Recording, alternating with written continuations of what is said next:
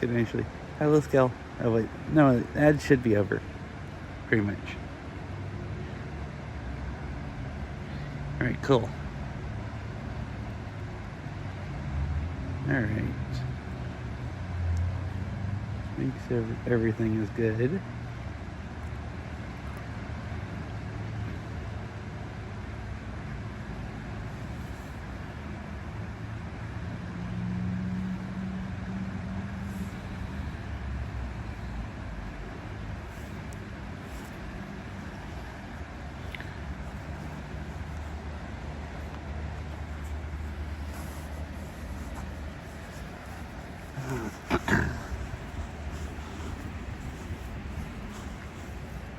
I'm gonna put my glove back on real quick. Now let's stop moving the camera around. So I've walked here quite a few times, but it's kind of flooded right now, the river. Way higher than normal, so I thought I would, I thought it might be higher than this, but it's not. Not all that super high. Or at least not compared to like it was in December. It looks like it was a little higher. Like right here. It's gone down some. Like a foot or something maybe.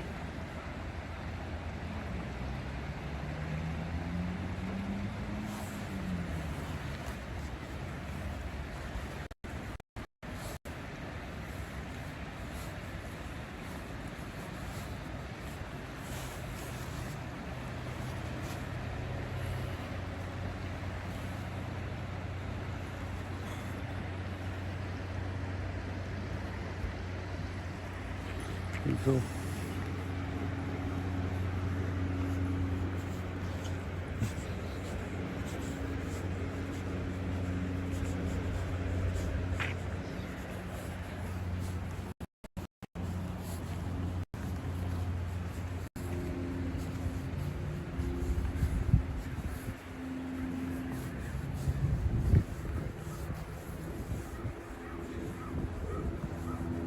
get a low bit rate here. I'm in the middle of town. The bit rate should be, great.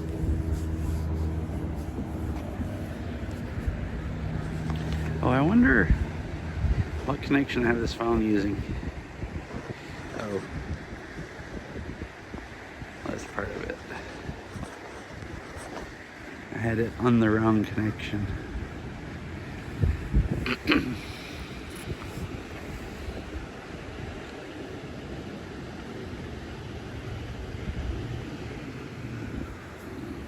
Man, these trees that already got knocked over in December, they're not going to be happy about this either. Because like that one over there is just out in the middle of the water.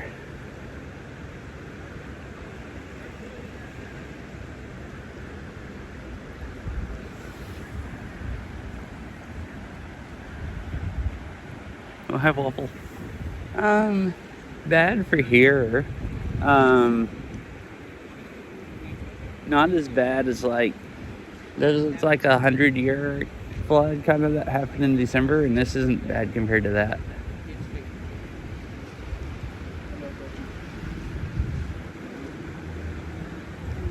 Back in December, this river was high enough that the water was hitting this bridge. Like it was up to the bottom of the bridge.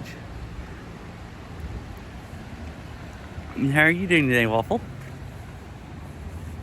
I can't, if I sound weird, it's because my allergies have been killing me and I can't hardly talk. I like half lost my voice.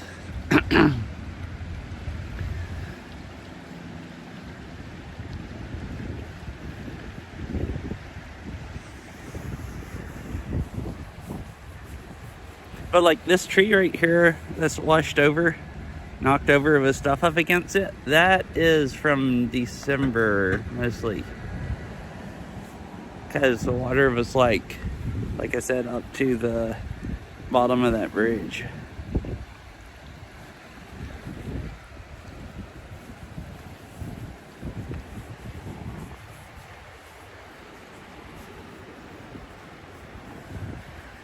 But yeah, fine.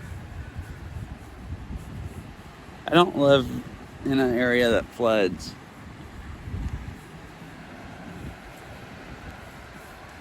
This river, I don't think. How high is the water normally? So, oops, I hit the wrong thing. So you see that trash can? Well, that's on a walking path. So it looks like the water's probably a foot high or something, or 2 feet high over the walking path. And then the water's usually a few feet below that. So,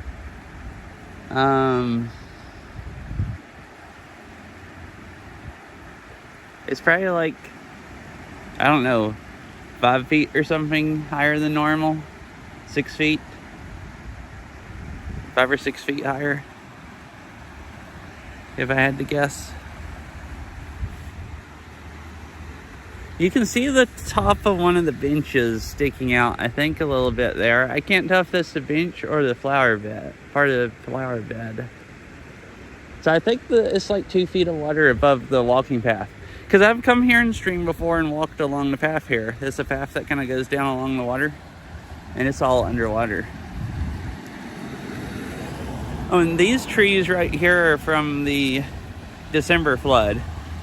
Because the one in December was so bad that it rammed some trees into this bridge, and then they all backed up. They had to cut a bunch of them away. And, hi, Mr. Winnie Cat. Yeah, it is quite a bit of water. I'd say the river this time of year is probably like 3 feet deep or something. Maybe 4, probably 3 feet deep in the summer. It gets low, like where a little above ankle height, like, maybe like, I don't know, a foot deep or something. Look, it's also a nice time of the year the trees are flowering.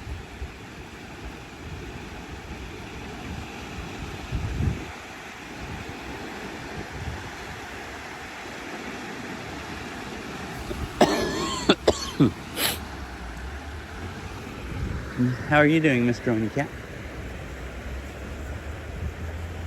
So, the river's deep here, so it's not flooding anything here, but it is like, I guess, twice as deep as, or everything is filled up above the river here is what I should say. But it is like twice as deep as it normally is. Yeah, I like walking here this time of year, or maybe a little later, because there's a bunch of, it's like cherry blossom season here. I assume those are cherry blossoms. So there's a bunch of trees here that flower. There's some pink ones down here.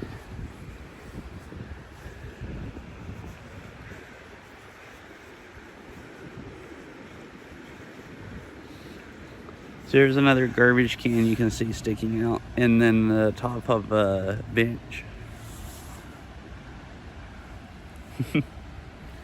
So it looks like on this part, it's like, how high are those benches? Like 1.5 feet off the ground, probably. So 1.5 feet of water over the trail, and different parts of the river is different. Like it's lower here because I guess that's making more of the water flow in the middle. It's like kind of backed up on one side of the bridge and lower on the other side. Some of the benches are completely underwater and some of them are out of the water some. But looks like it's about like 1.5 feet of water over the trail. And then, yeah,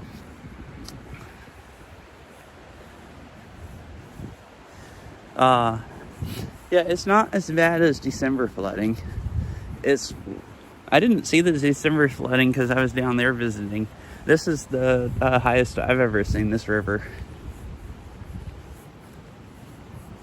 It didn't rain near as much as December, but it rained last weekend it snowed like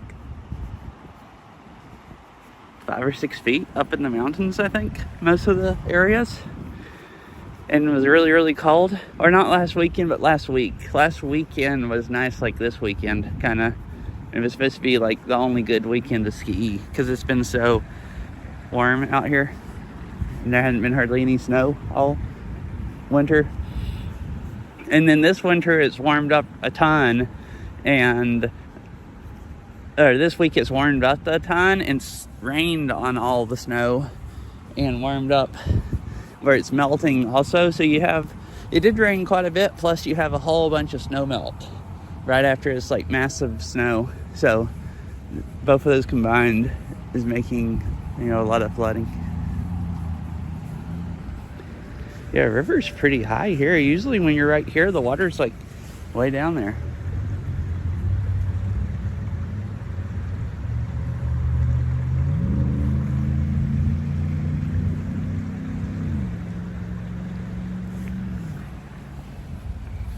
Oops. I didn't notice I still had the phone zoomed in. So then when I'm walking, it like bobs a lot more.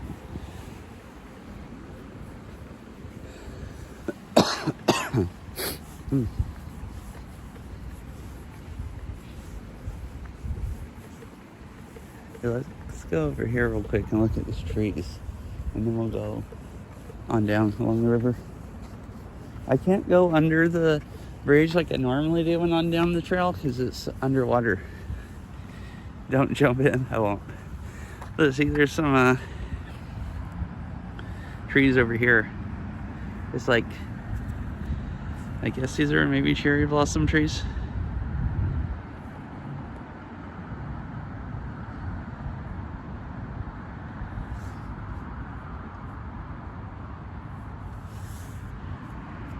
So I think it's 4 feet. It's 4 or 5 feet lower than its peak in December, I think. When I looked last night, it said, wherever I looked at, I don't know. Might not remember how. I might be misjudging feet because I think when I looked last night, it said it had crested at 13 feet. I don't feel like it's quite 13 feet high here. Guess it depends on where that water gauge was at. And I think in December it crested at 17 feet, is I think what it crested at. And that's when it was touching the bottom of some of the bridges. And that's like when it knocked all those trees and bushes down and stuff over there along the path. So still really high. This would be a pretty crazy flood for it if the one in December wasn't crazier. But December was like, well, this isn't that bad here, like Cedar River. Some of the other rivers are flooding more, just like in December. But the flooding that went on in the whole area in December was like 100-year level flood type stuff. Look, somebody put food out there for the ducks.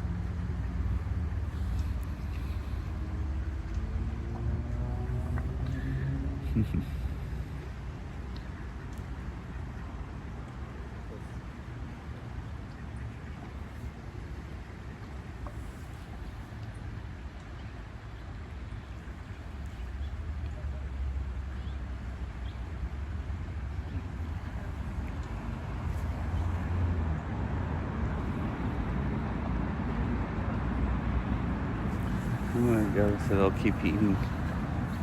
I want to see now there's steps just going down into the river because this bench and stuff here is underwater.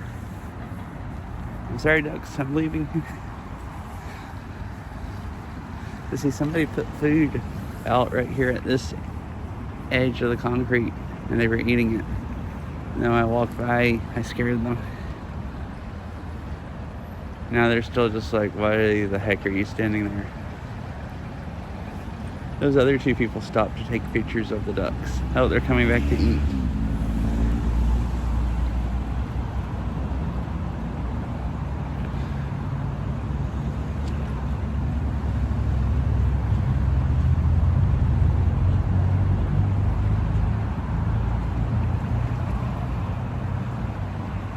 I don't know what it is. Some kind of really like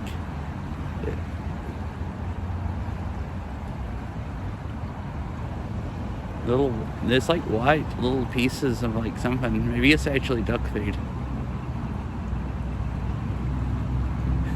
They probably do. Well, I think it would scare them. Like they kind of got freaked out and left when I walked up to them. But they might be scared when I took them home, but once I fed them, they'd probably be happy to live in the yard other than no water and get fed. I've seen people down at another park, like same area here, like I've seen a guy before lay down on the ground, so I guess he was less scary to the ducks, and put food out in front of him, and they walked up to him and were like basically like almost eating out of his hands. Like they really like food.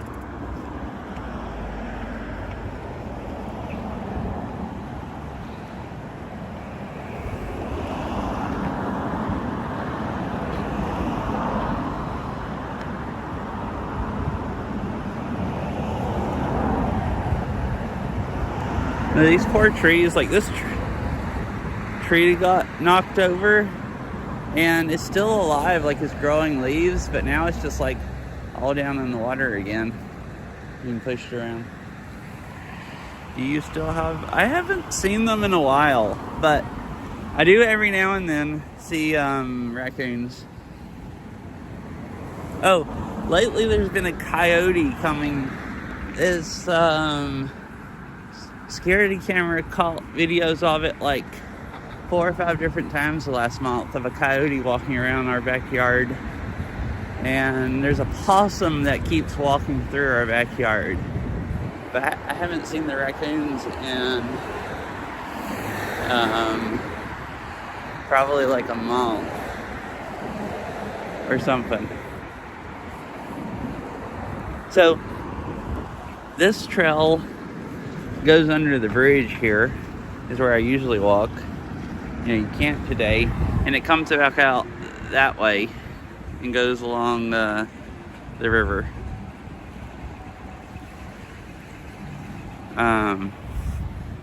If I wanted to walk that way, I could go down and go across the crosswalk to get across the road. Or I could just go walk on down this side of the river. That's what I would do.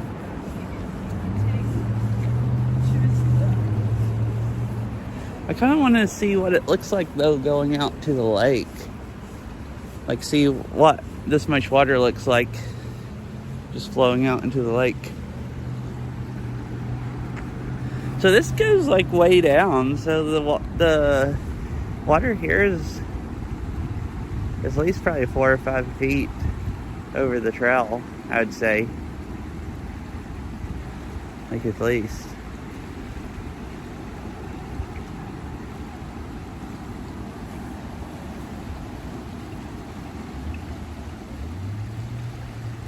And they had just this, a lot of it got washed away, and they had to put sandbags up and like built the dirt up beside the trail, and it looks like it's washing it all away again. A bunch of this dirt looks like it's washed away the last few days.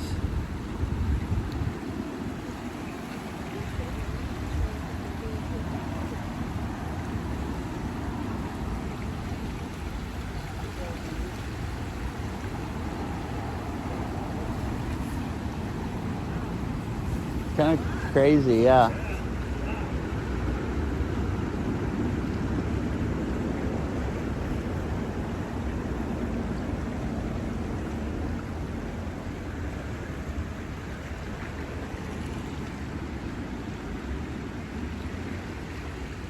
So you can tell where the water has come up to here is it's gone down a little bit.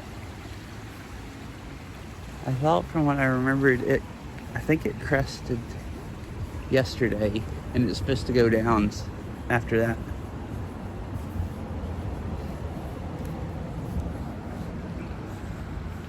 And this right here, there's the trail. It comes down here and goes that way, and then this grass goes all the way over to that. If it wasn't, underwater right now. And I always like these trees. They're not peak bloom yet. I guess they'll look a lot nicer in a couple weeks. They still have quite a few flowers though.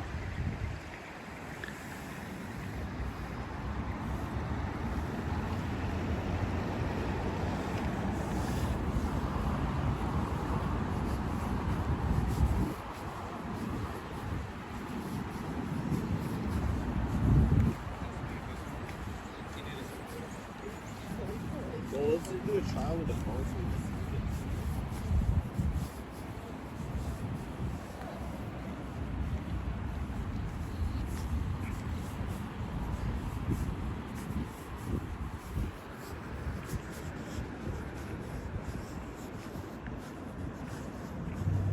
It's a really nice day today.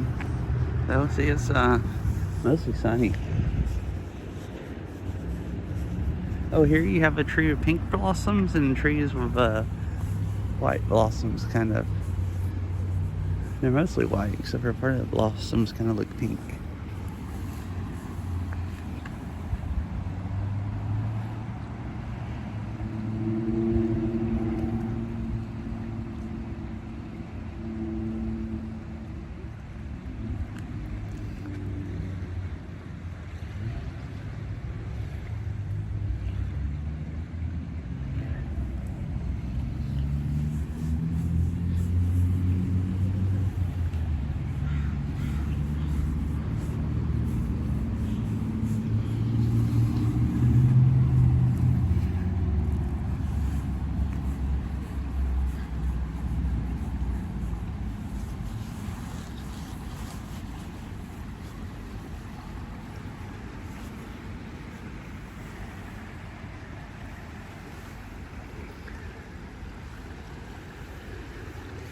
It's right here. That bench is completely underwater.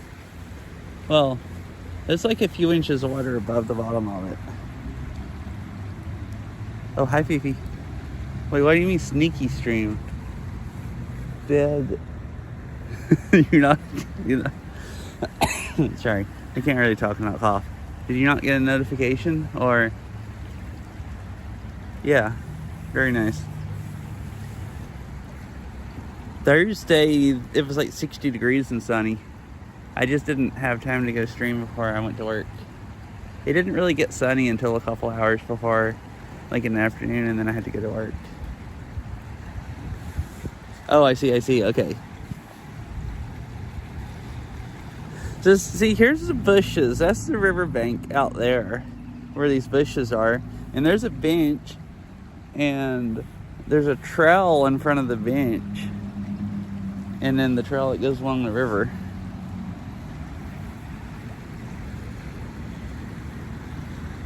So like the water over the trail there is like, you know, probably like 2 feet of water over it. Yes. Anyways, Meowdy, I hope you're having a nice day, Fifi.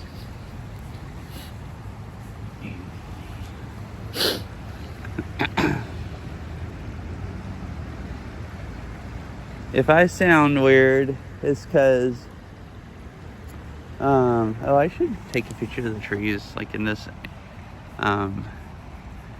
It looks really nice. Excuse me.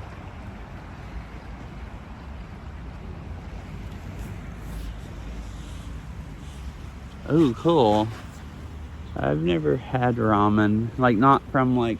Well, no, I have one time, I guess, now I think about it. Like ramen, like fancy ramen from a restaurant.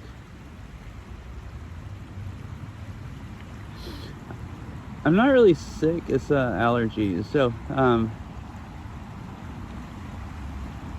girl decided to go through stuff. So she's been hauling stuff out of closets, like that's sat there since we moved into the house that we live in. So like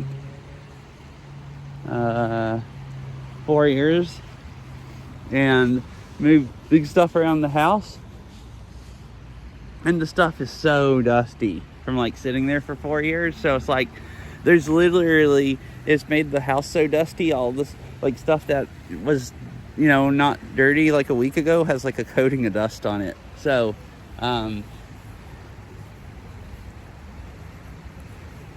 I haven't really been that bad. I went to bed one night with my sinuses burning, like I had allergies, but not enough to go take allergy medicine.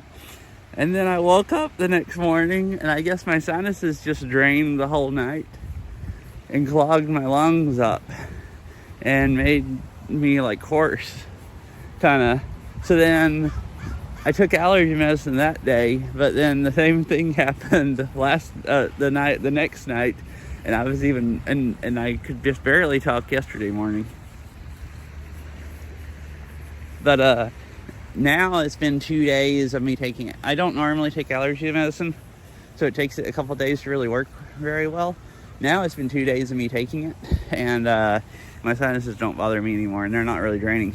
But my throat, I'm still hoarse, and I still cough some, but not as much. But yeah,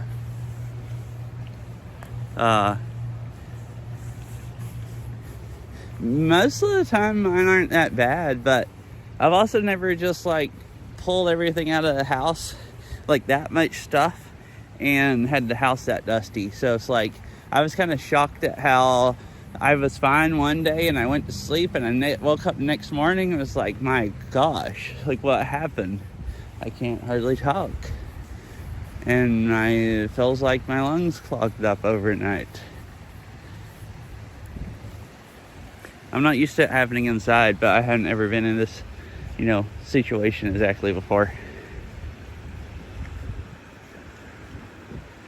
I mean, I've moved a lot, like, well, last time I've moved a lot by myself, and I have way less stuff, but I'd still make sure I like tried to move the stuff and air out the house that day or whatever.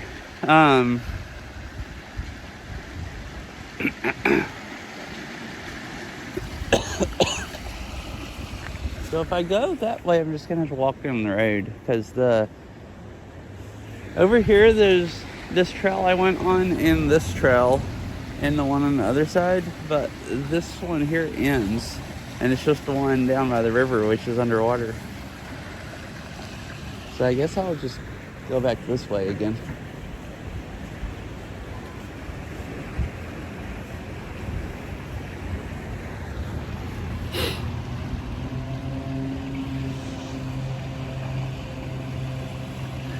Those bushes probably aren't happy. Hello. I think they'll be fine though. They're still alive after the December flood. In the December flood, they were probably completely underwater. Well, they look like they were completely underwater, like over the amount of stuff that's dead branches and stuff hung up on them.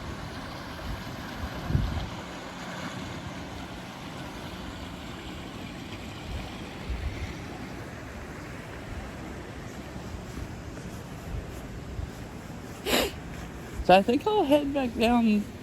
There's some people at they went, they're thinking about waiting is what it looks like. The heck?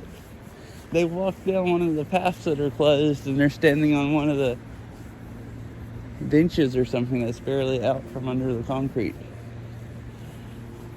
Or very out from a piece of concrete that's barely out from under the water. Blah, I swear I know how to talk occasionally. Yeah, I don't have allergies at work.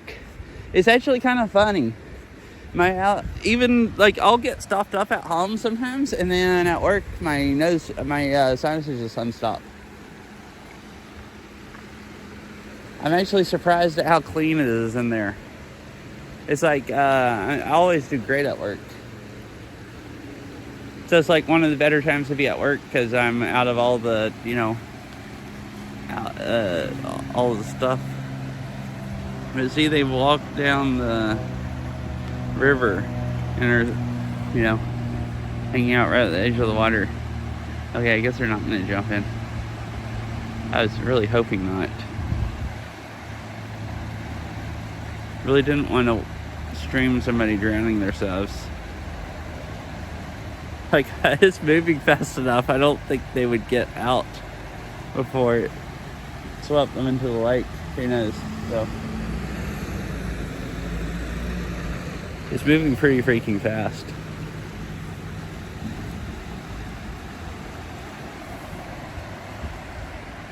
Yeah, I did find it work.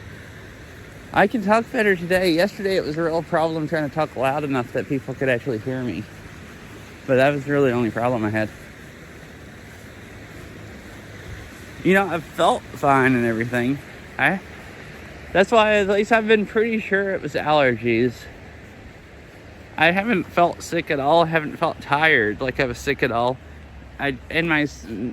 Normally when I'm sick, my head stops up, but it doesn't like burn like I'm allergic to something like it was. So I did go to work. I'm not supposed to go to work and fix food for people if I'm sick. But I was like 90% sure it's allergies. And I did get better at work when I'm not around, massive amounts of dust.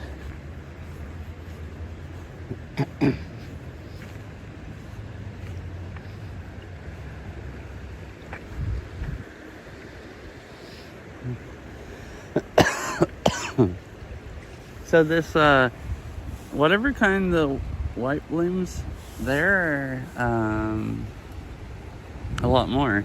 These trees down here with the pink blooms, there's one that that has quite a few, another one's just starting to bloom.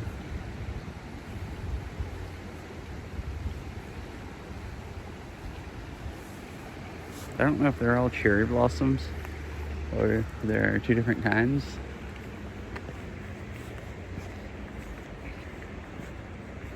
Or what, or anything about them other than I know this is like this next week is supposed to be like peak cherry blossom viewing time, I guess, at most of the area.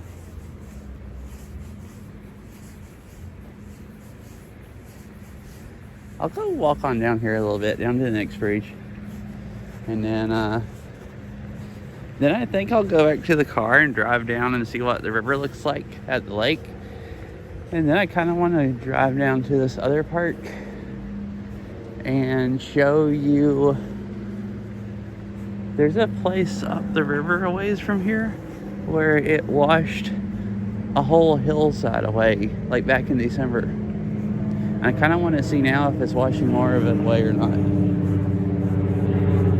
Like an entire hillside, where it's just like a cliff now going into the river, and the river is like way further over than how it used to be. Like it just like routed itself straight through a hill basically, instead of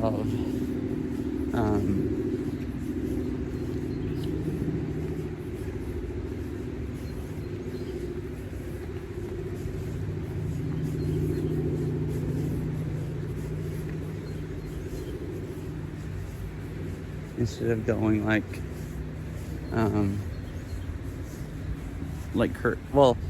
instead of curving like it normally did, there's this place where instead of curving, it just went straight, like washed out a whole bunch of hillside until it got just so high that it's like a cliff and it couldn't wash out anymore. And then just went, then just curves.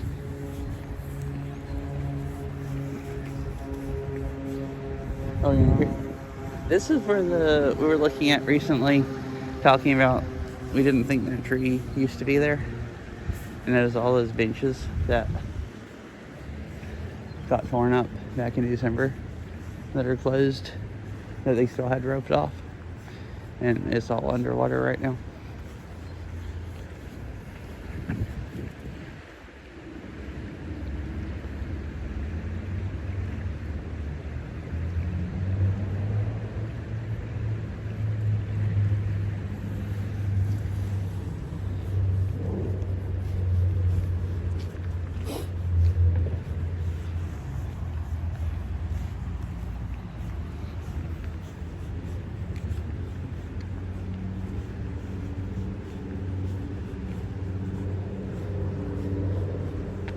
Oh, so here's the, this should be where I got the water level from.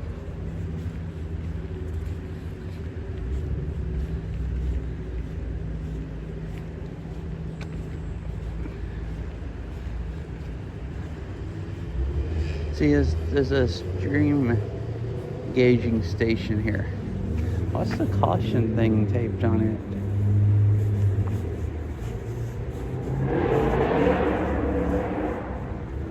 Herbicide application date. Oh, it's just where they sprayed herbicide on the river bank, I think.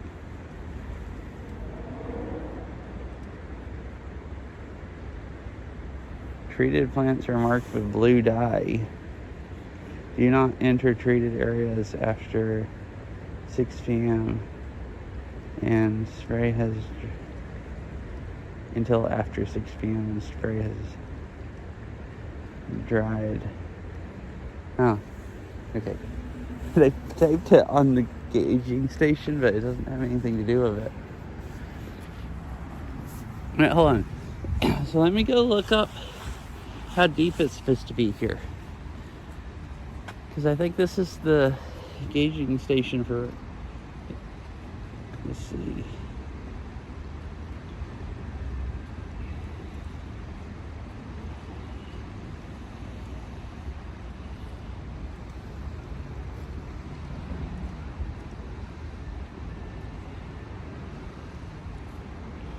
So this says in Renton, it's 12.79 feet. So I guess it's, yeah, like 13 feet deep basically here right now. That is quite a bit of water.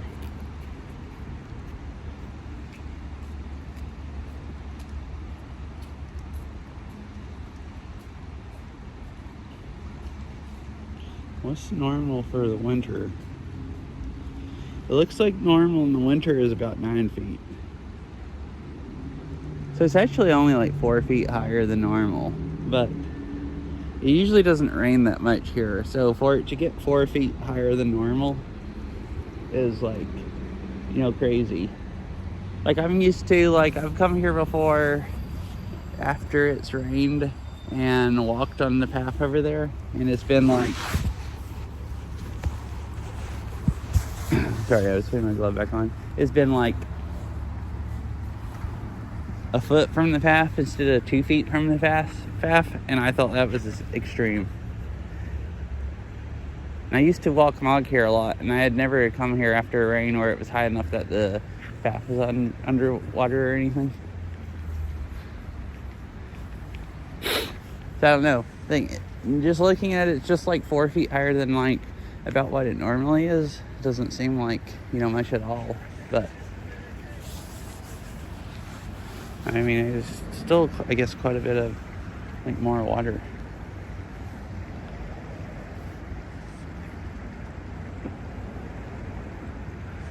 Here where the path goes up, you can see it coming out of the river.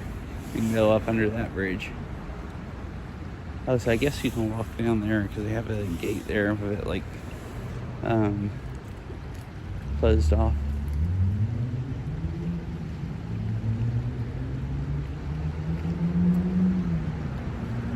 Because I'll go across the bridge a little bit and we can see the really pretty trees better from over there.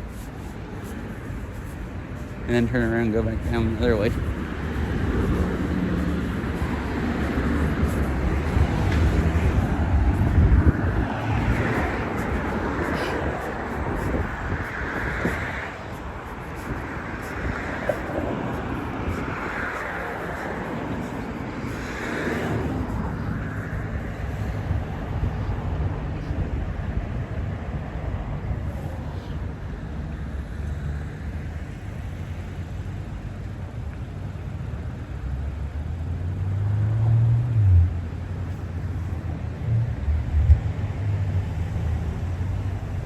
You can see stuff out in the water there where the bank is usually like right here.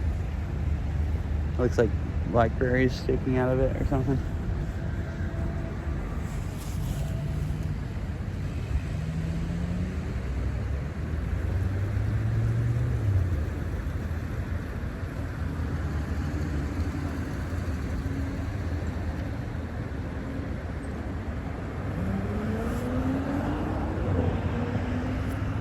And over on this side's the library that's built across the river. So you can see the river going through under it.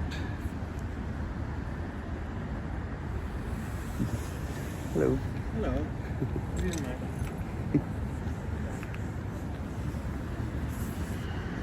And then over here's the cool trees.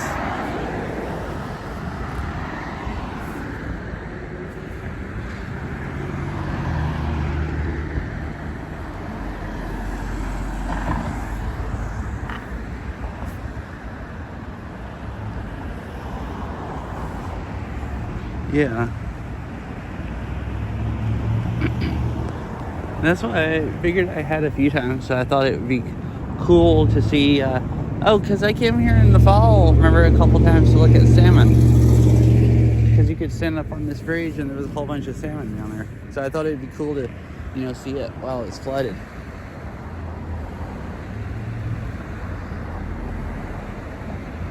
And I've come here in the spring because of all the trees with flowers. Like these over here are really pretty.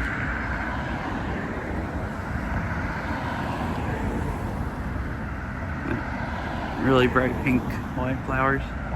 Some of them are pink and some of them are kind of pinkish with white.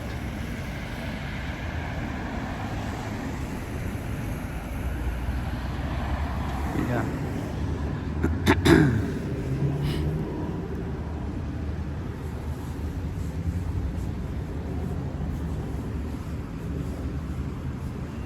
I'm not sure, but I feel like there used to be more flowers along the river. So some of these trees, I don't know.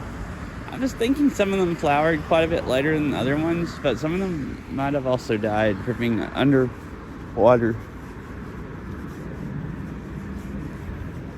There was at least one tree on down that isn't there anymore, that used to be between the path and the river, and got washed away, I guess. There's not quite as many flowering trees, I don't think, but it still looks really nice, and there's still more here than most areas of town.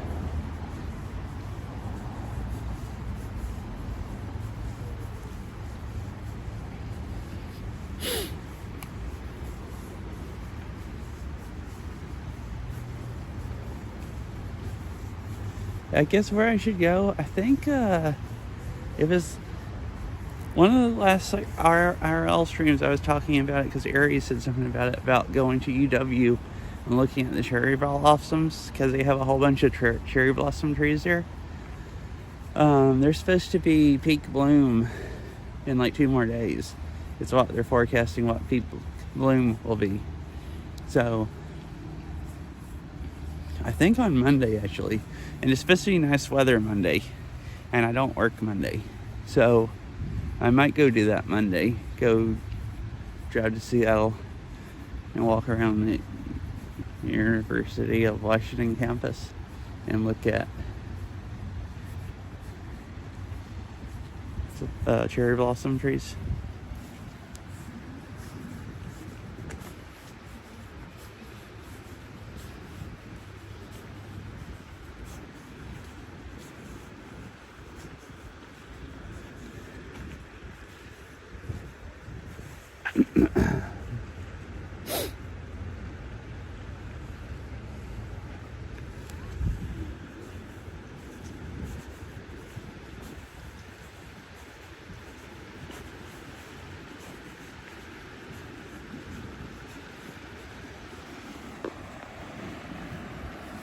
The water's really washing up against these benches, some of them.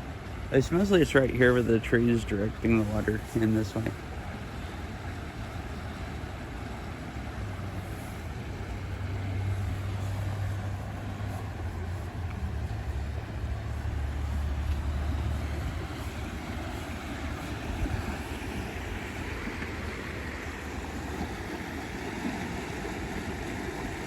I'm kind of surprised it hasn't washed some of these trees away that the other flood left, but I guess it just hasn't gotten tall. I noticed the ones down there were like moving around, but I guess it hasn't gotten, strong enough to wash any of them away.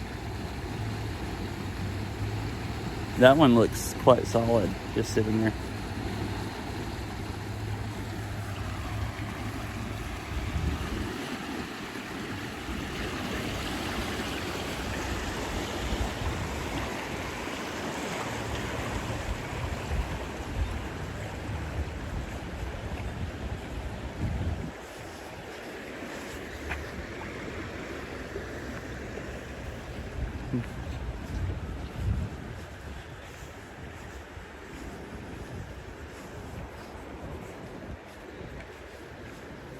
Alright, so I'll head back to the car, and then I think drive down to where the river runs out to the lake and see what that looks like. Where this flooded, I thought it'd be kind of cool to look at.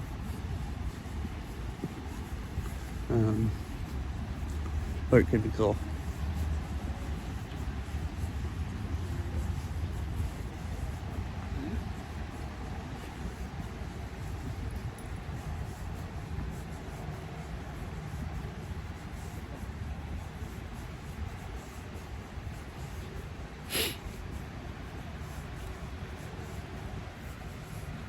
There's usually a bunch of nice trees down here also.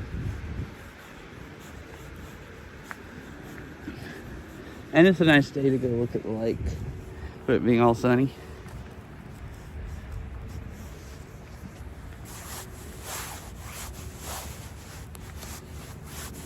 Sorry, I'm trying to take my glove off. I'm like shaking the camera around really bad. Their phone around.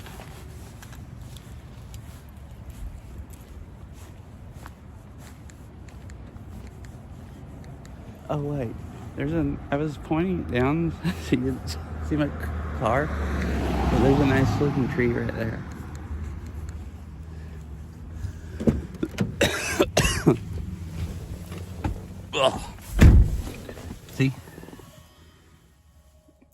his window kind of in the way. This is not a cherry blossom. It's one of those trees like you'd see a lot in like the Japanese gardens, I think. So probably a magnolia. I think if I remember right, most of those were magnolias. Or maybe all of them.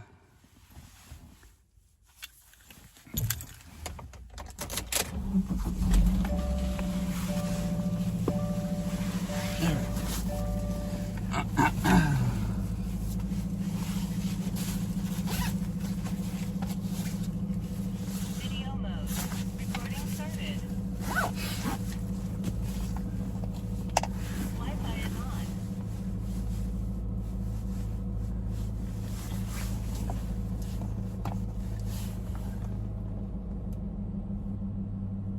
Oh, my windshield is nasty. I drove through something on the way home from work yesterday, and it looks like it has, like, because it was raining part of the time, and today I noticed driving here, it looked like it had some kind of sticky stuff all over it. Alright, let's drive a few minutes, and then we'll get out and look at the river in a little different area.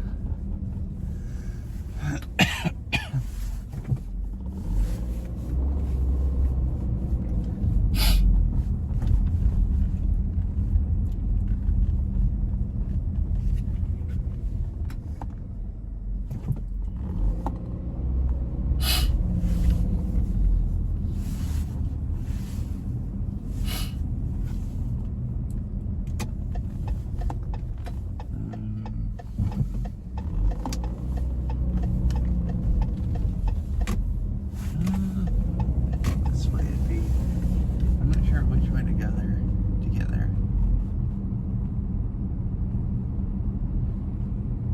Oh, I forgot this road is one way. I don't remember if there's another road or not.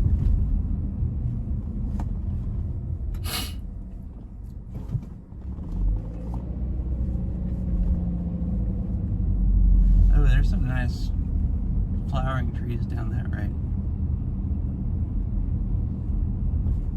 I like it. This area of town has a lot of cherry blossoms and trees and stuff. And this time of year it's cool. There's a lot of trees that you see. I don't think I've ever been down this street. Oh, I know where I'm at. But yeah, I've never been down this street.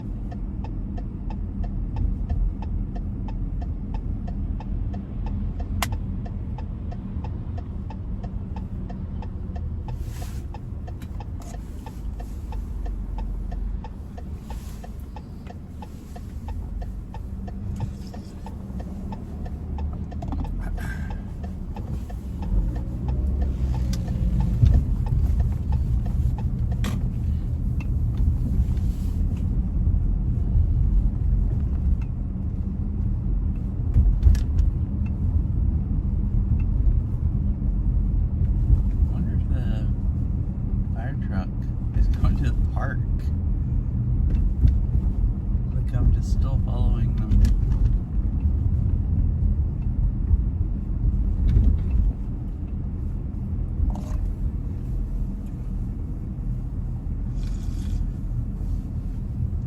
Oh no, they're turning.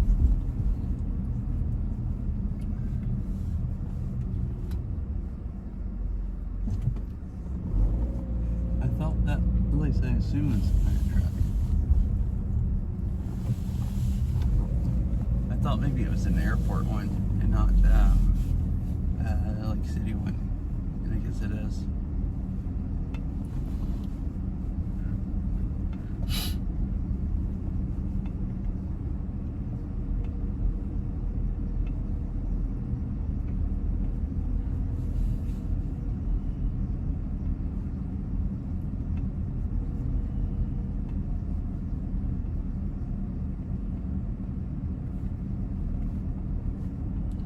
It's busy here today. I guess because it's nice weather out.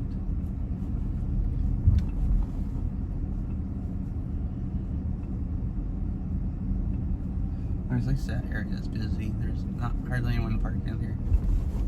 Oh, I forgot about ads. I've been turning ads off where they don't run on IRL streams, and I forgot to until after I went live. And once you go live, you can't turn them off. Like, you have to turn them off. I mean, you can turn them off, but it doesn't take effect until next stream. Like, you have to turn them off for that stream before you go live.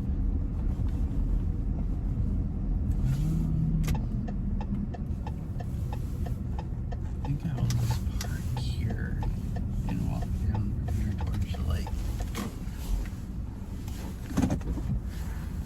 So I guess,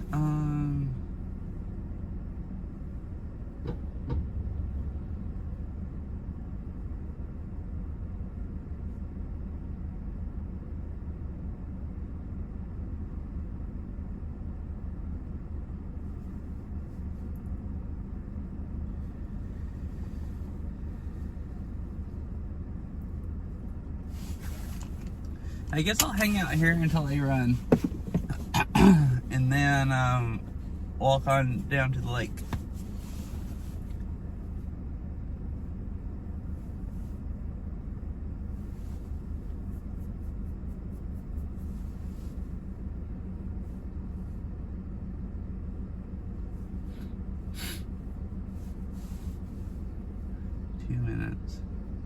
Could probably manually run them and get them over faster.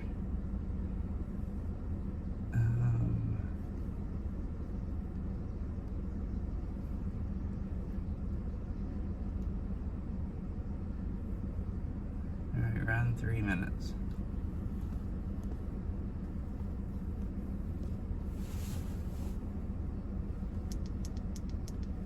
Right, it actually worked.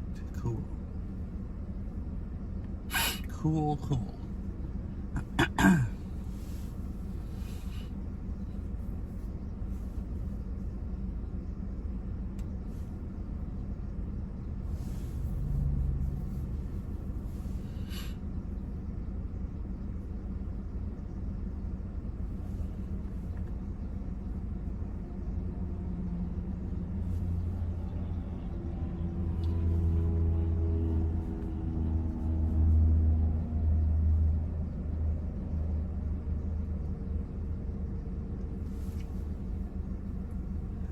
Oh, if Fifi is still here, we could do some plane watching.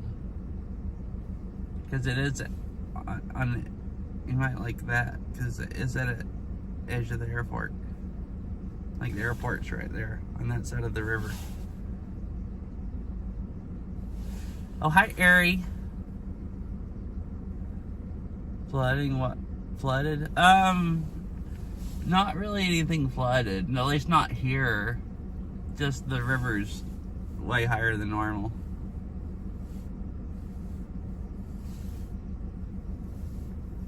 Like twice as high as normal or something like that is what. Well, I guess actually I looked at the stream gauge earlier. It's at like a little under 13 feet right now. And it looks like normal weather is kind of close to being, or no. Normally in the winter it's like close to like 9 feet deep.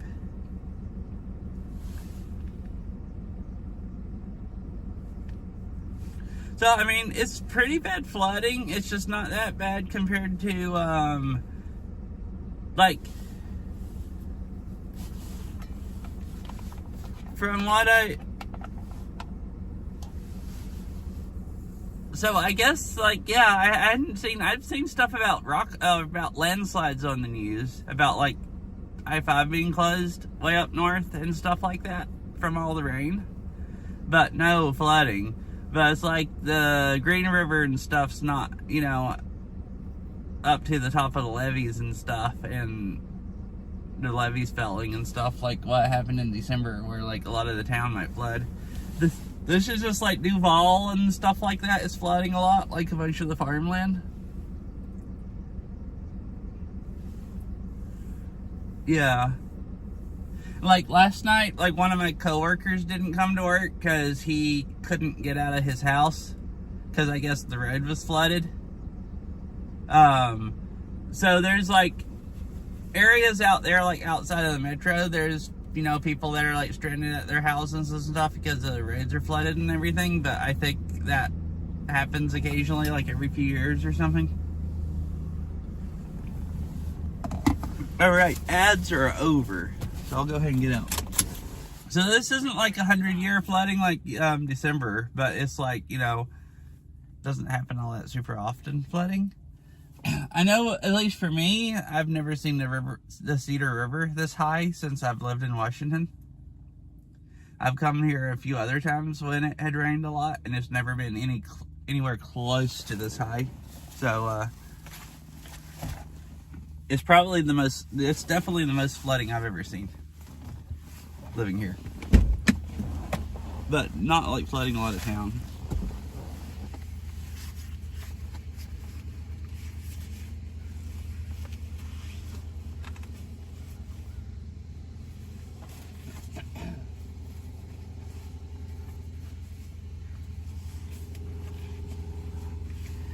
All right, let me get that phone. Also, how are you doing, Ari? I don't think I asked. I was just talking about the blabbering, yapping about the flooding.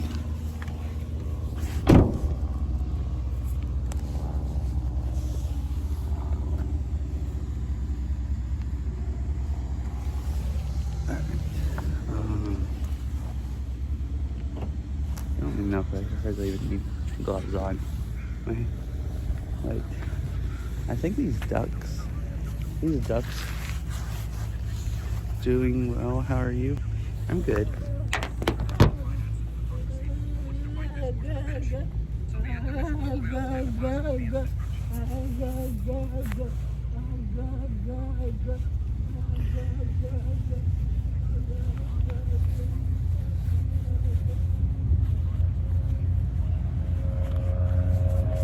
Alright, I got my gloves on. Anyways, what I was gonna say, those ducks look like they were chasing those people down. I think they might not. I thought maybe they really, really wanted food. And I have seen ducks chase people down here for food. At least a little bit. Oh yeah, I might not sound that great because I'm hoarse. My voice I have lost my voice. And my lungs are clogged up from allergies, but I feel pretty good. Other than sometimes wanting to cough like constantly, which is annoying. But other than that, I feel pretty good. So, yeah.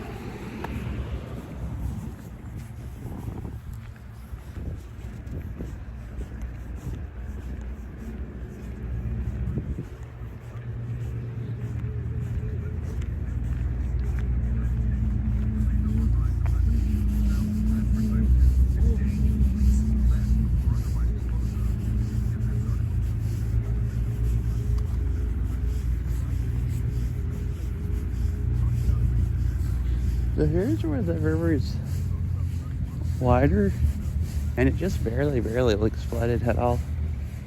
Like you can see some of the trees down there in the water, but other than that, not really much.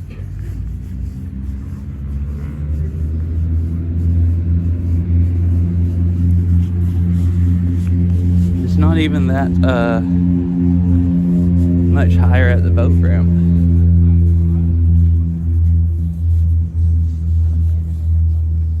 You're down by the water, right? Which is currently flooded. Just the bridge where all the traffic are. That's the Bronson Bridge. Just before that, this bank is a little.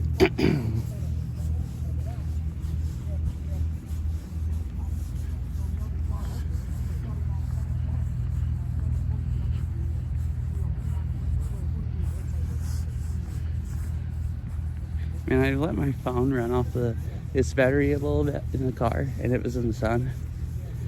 And now it's overheating. It looks like the willow trees are getting their leaves. Cool.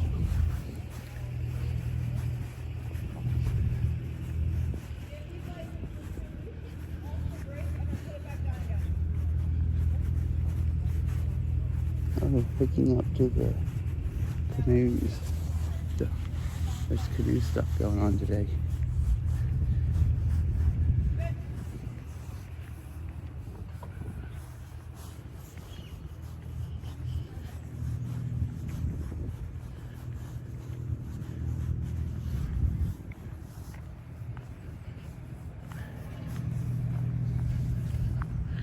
Oh, oops. I didn't. Gosh, can't laugh without coughing. I didn't notice. I wasn't on wide angle lens.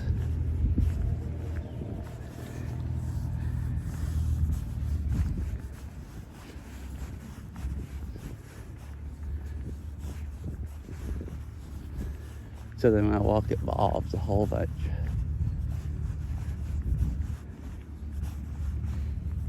So this tree right here gets the pink flowers.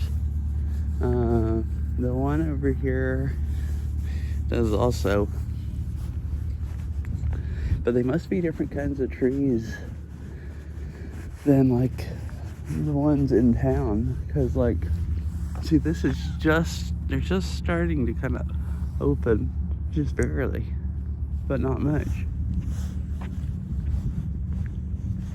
I guess those other ones must be cherry blossoms.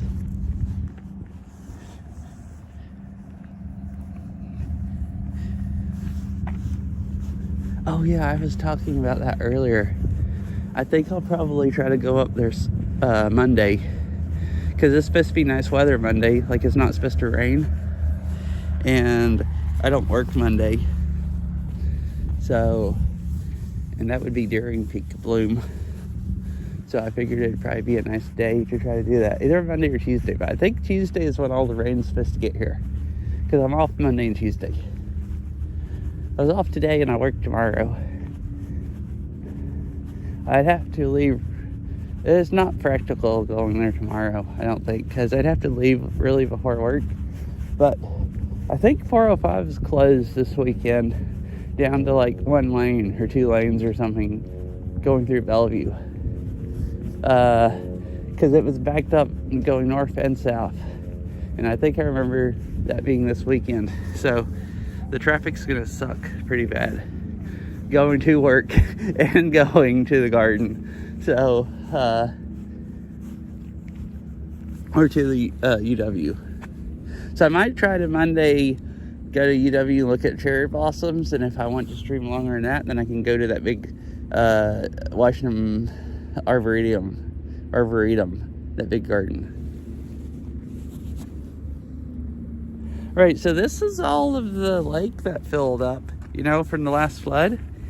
And like, you can always see, like, I was talking about, there's dirt there and dirt all out from under the water, and it's like shallow compared to that it used to be. Well, it's not shallow at all now. So this whole area of the lake is way higher because of the river, I guess. Which, I mean, you can see the water is just rushing out, and a bunch of water rushing through here.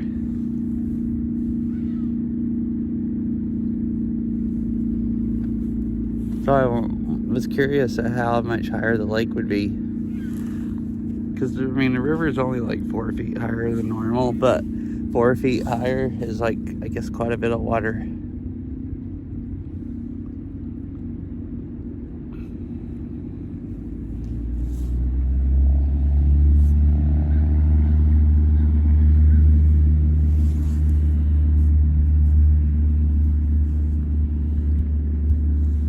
But yeah, I think that's my plan right now, is to go try to go see the cherry blossoms up there, because I've never done that like in a year. So I'll probably try to do it like Monday. Yeah.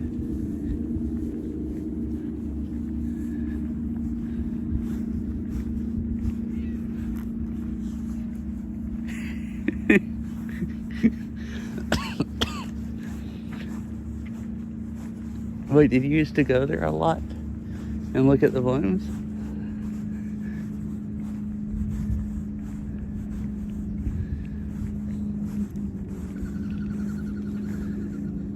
Or just like,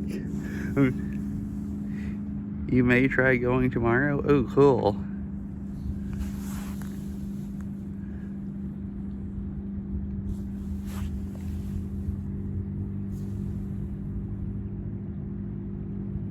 Oh, well, yeah, so I guess you did walk by the blooms at least. Maybe you walked by them just to go to school. I don't know where they're at. I've never been there. I don't know. I have to research all that. I don't know where to park. I don't know where I can park. I assume most of it's student parking. I'll have to find out where the public parking is, and then find out what part of the campus I need to walk to. Because I've never been there at all. The closest I've been is when I walked close to there, when I went to like Washington Arboretum.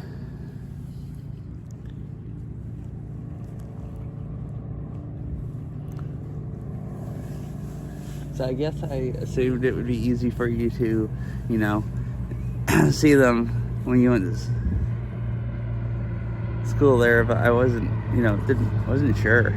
Like maybe they're at some other part of the campus and it's a long walk. I don't know. It's funny though.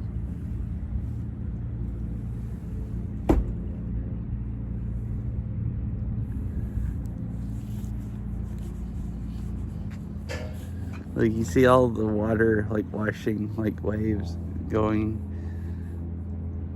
by the wood. There's so much water coming out from the river.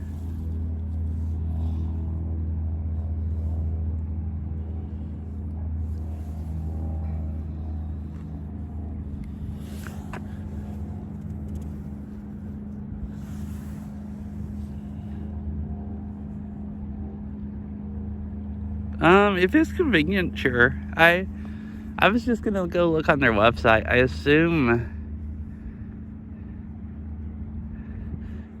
the college maybe has something on their website, or somebody else does. I hadn't tried looking at it yet, really. Other than let's see, I think I saw an article that said when peak bloom was supposed to be, and it had a link to a college website that was supposed to tell about it. Oh, and I think I clicked on that. That might be the one that had the webcam that you're talking about, but I didn't actually watch the webcam. So I probably already have it. Okay, cool.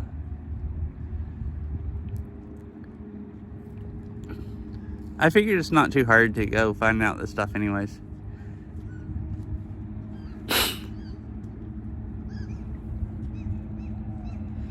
Can't be worse than going anywhere else in Seattle, and you know I've done that enough now that it's not really that big of a deal. Oh cool, thank you, Ari.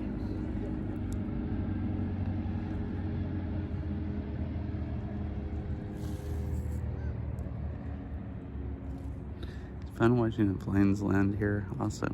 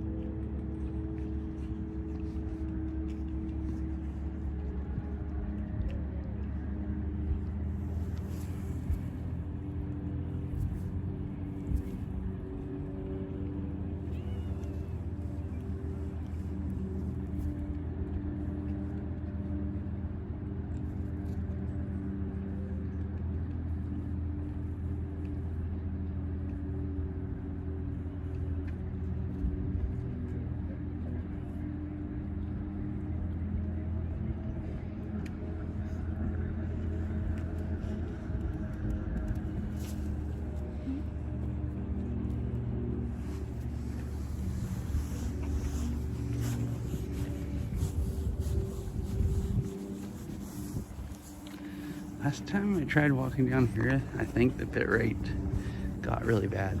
Or got worse. I think maybe because you're behind all these buildings. But I'll try it again today.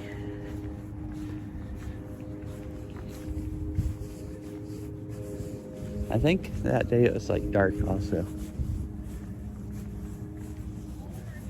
Cause like you're like behind all these buildings on the edge of the lake. Oh yeah, and there's a whole bunch of airplanes here. And I should have been here when Fifi showed up earlier. You can see where they build the airplanes at and take them off and everything all in one.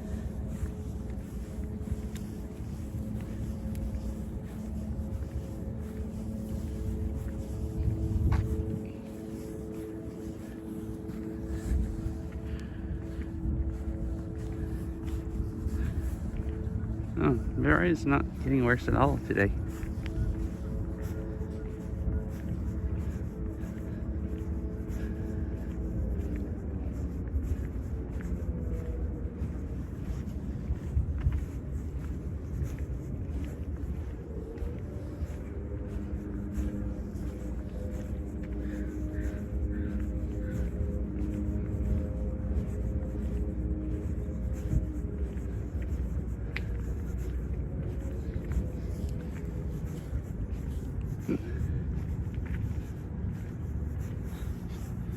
Oh, I just saw some kind of bird over there that like just dived down under the water.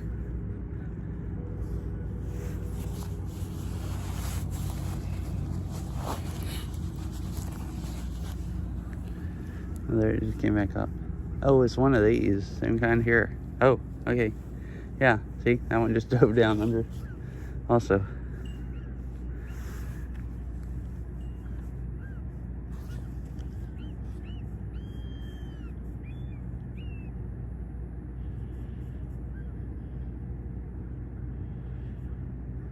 Oh, it went under here and came back up way over there.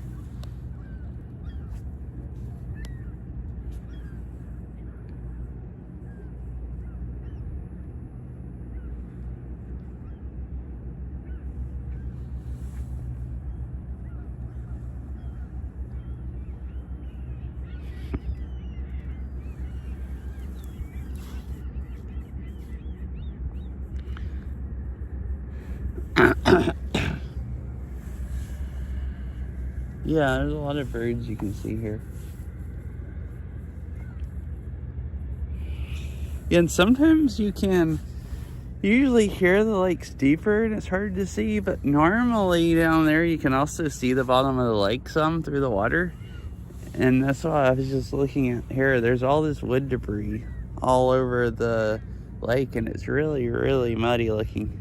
Which the river's way more, usually you can see the bottom of the river through the water. Like when I've gone there in the fall to look at salmon, you can see the salmon on the riverbank, and it's all like mega muddy right now. So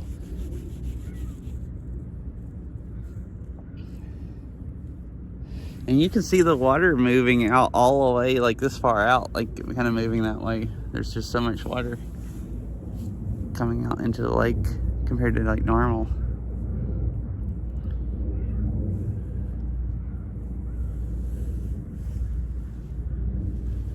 You know, nothing like December, which I mean, I wasn't here when the river was high in December, but I saw what it looked like, you know, after December. Once it had gone down, once I got back out here.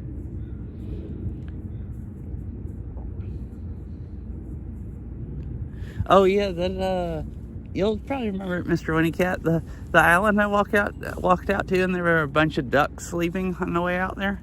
That was right there, right here. This is the park that has the Christmas lights and stuff that I've gone to and walked all the way down the coast. And that day I went out to an island. It was that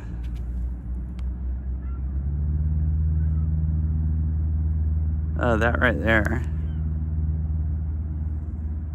There's like the bridge over there that goes out to it. The ducks were like kind of right over in that area.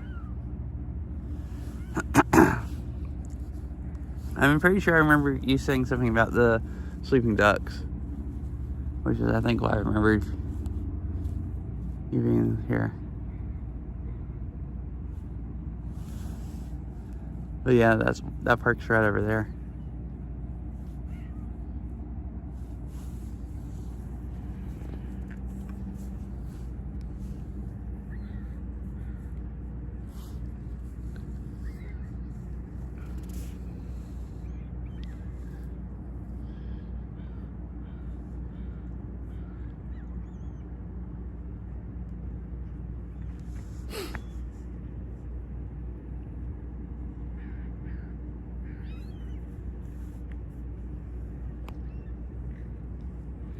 Whatever kind of birds those are there, just they go up for a little bit and then go underwater and then come back up.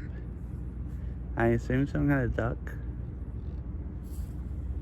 They're like larger than like the mallards, like ducks.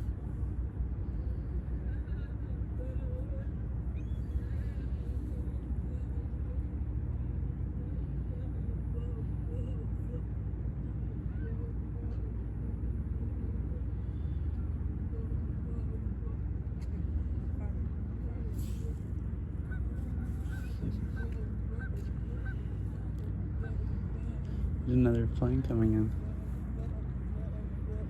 Okay, cool.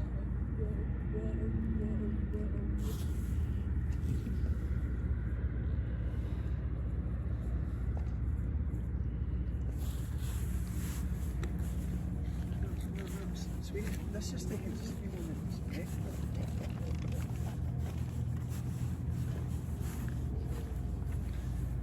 Maybe I'll go down here and look at the birds more.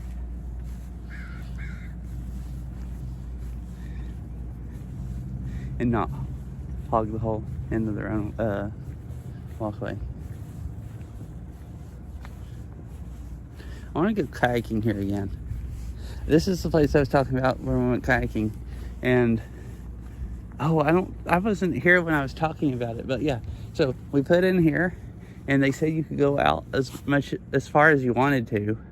So that's Mercer Island right here. So Veryl decided she was just gonna try to go to Mercer Island. Where's let's go. So I'm on the way to Mercer Island. So she went way out that way into the lake. And it was like it was windy that day and really, really wavy. Like it was, like this is like just incredibly calm compared to that day. Like it was so wavy that, like just being out in this area, like we put in here and went out around the walkway here and started kind of going down this way, and it was like almost making me sick being, it was like so much movement. So I went up there and went up the river, and she went up the river a little bit and decided she'd rather go out into the lake because it was more fun with like waves, I think, pretty much. I guess it was at least, you know, way more exciting.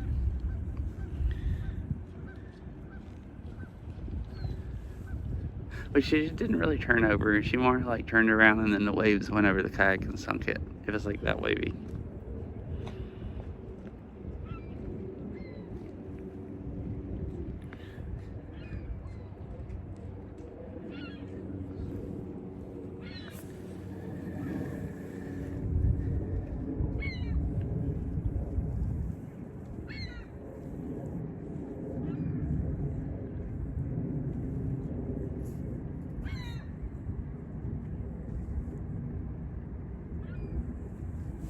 Seagulls all over the place, flying around making noise today. Oh look, they're all over the place up there in the sky. I don't know if you can see them on the phone or not. Oh, you can, yeah.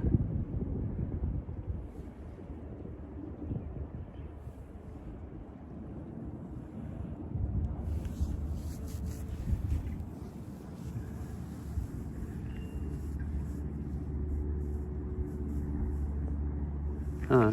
There's a whole bunch of them up there just circling around.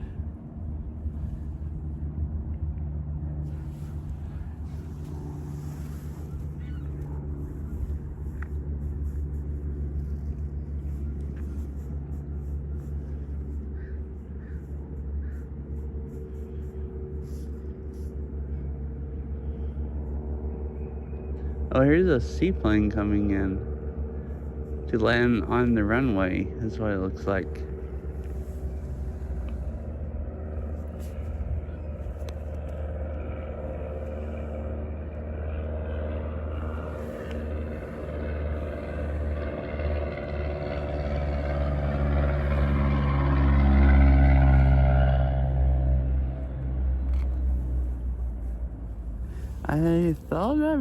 I thought I've seen one landing in the lake. Maybe they still can't land in the lake.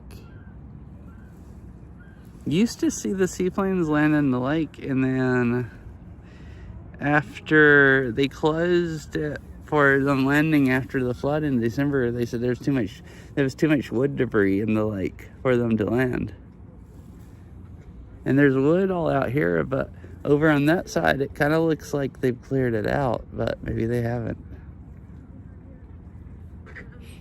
Or maybe that one they're landing it at the airport for some reason.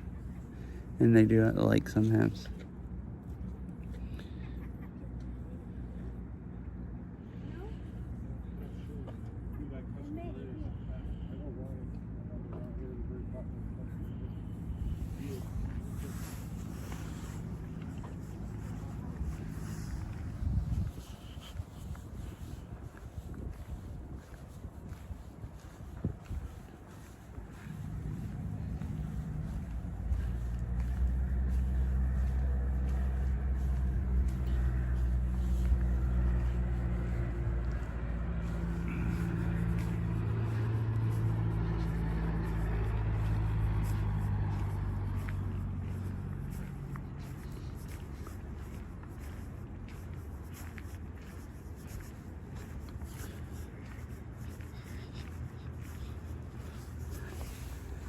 You see, so the airport's right here.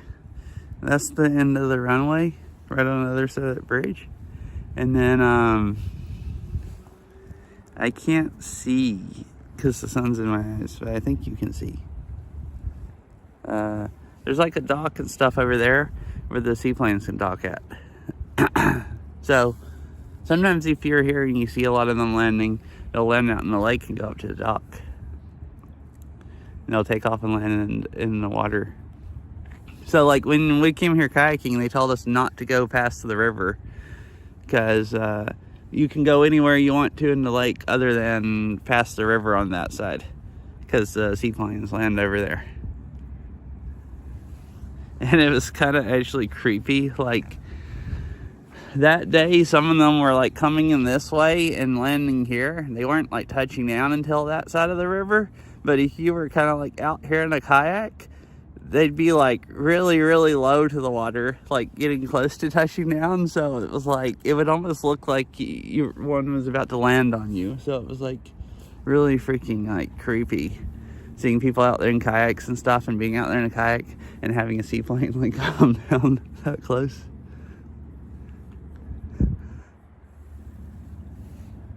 I think it was kind of hard sometimes to tell how fast they were coming down.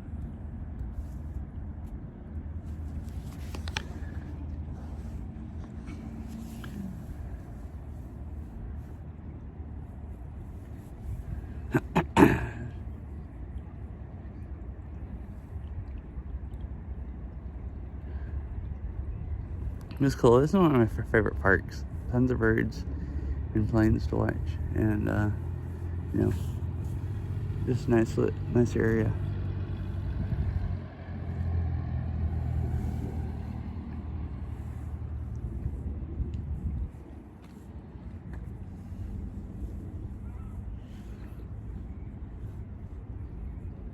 It's still crazy every time I look over there how much water is coming out.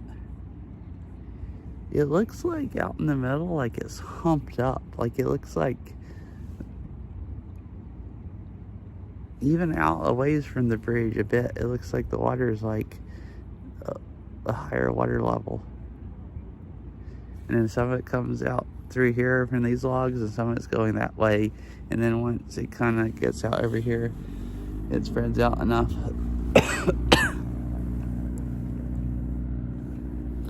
where it like gets to the same lake level.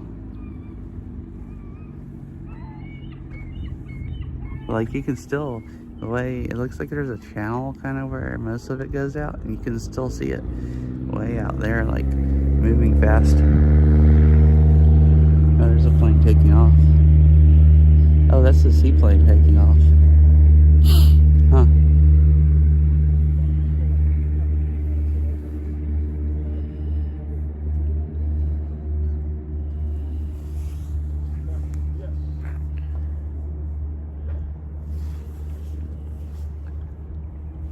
You would have been screaming.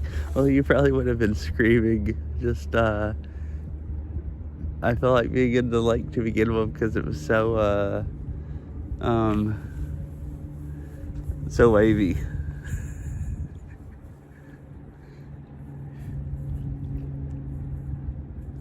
Like, I was fine once I went on the river some and came back out here, but immediately getting on a kayak and getting in the lake, I wasn't really fine with it. It was like, made me just feel sick almost.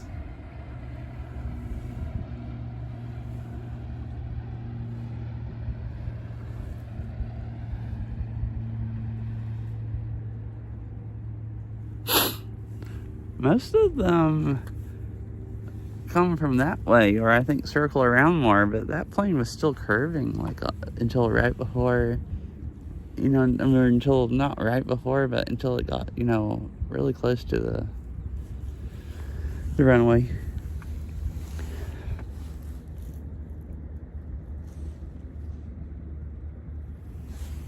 Here, look at how much water is moving. This, usually you can see a little bit of water moving away from the river, like through the lake, but not that much. Like, and when we kayaked here, it didn't really get where it felt like you were fighting any current until you pretty much started trying to go under the bridge. Or pretty close to it. So it is like, when the rivers, the banks are really deep on both sides, so you don't really, it doesn't look that much like that much water, but then when you see the water go out into the lake and it spreads out, it is quite a bit of water.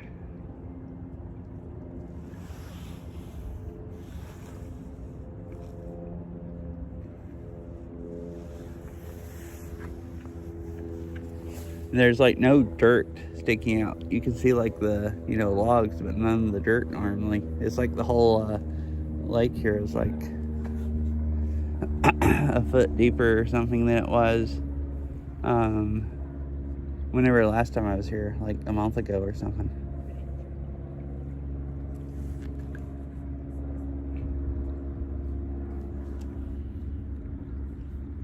Oh, I wonder if that's the seaplane that just took off. No, that's the one that's curving around the land.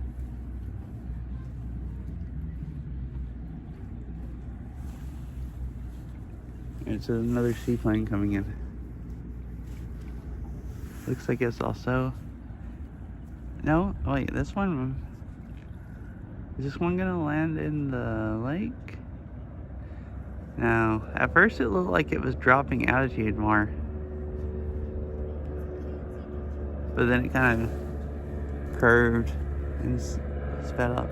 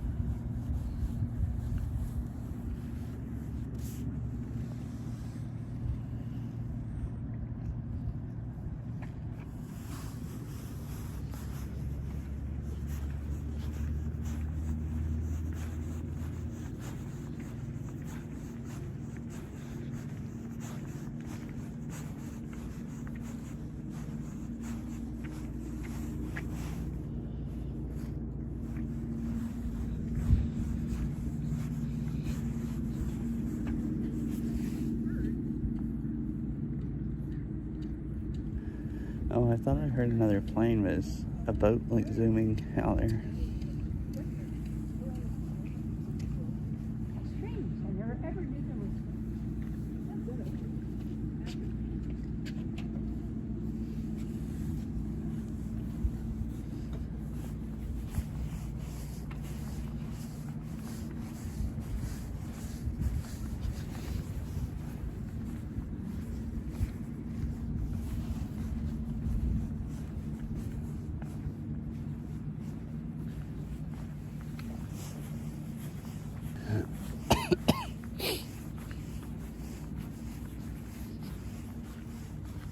What time is it?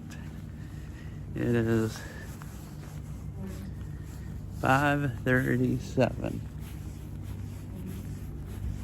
Does anybody want to see the river where it washed through the mountain? Not the mountain, the hill. I'll have to go drive a little ways and walk a ways to see it, but I'm perfectly fine walking more, and I guess there's not really any reason not to do that.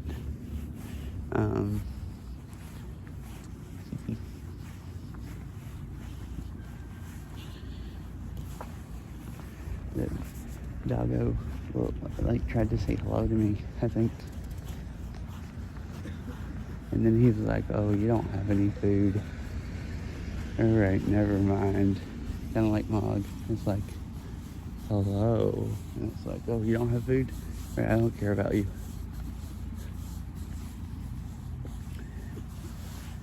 I had considered, I kind of wanted to do an IRL stream because I hadn't in so long. I had considered doing a shortish IRL stream and going home and streaming Beat Saber. But I'm kind of worried I'm going to die if I do that. Because I'd like to play Beat Saber. If I don't today, I can't play until Monday.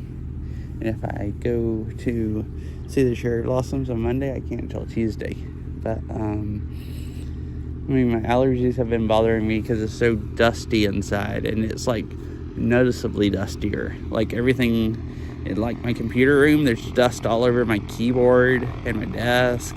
Like everything that was nice and clean like a week ago is all like really dusty. And I don't know if I should, go play something that makes me breathe really hard and get cardio. Like I might just, die. Or I might, I will watch her stream. Okay. I don't think I'd literally die, but,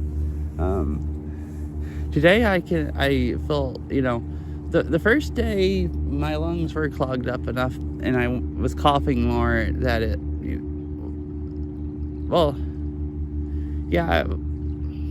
it gets some tiring coughing, but worst thing, I couldn't really just constantly cough at work, so I had to stand there and try not to cough, which was the hardest thing.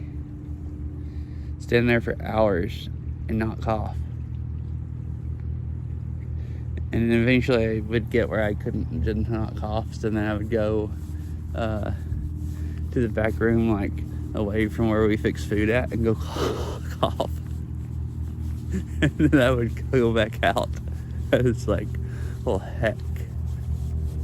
Because, I can't just be in here coughing around where we fix food at. It's like, so,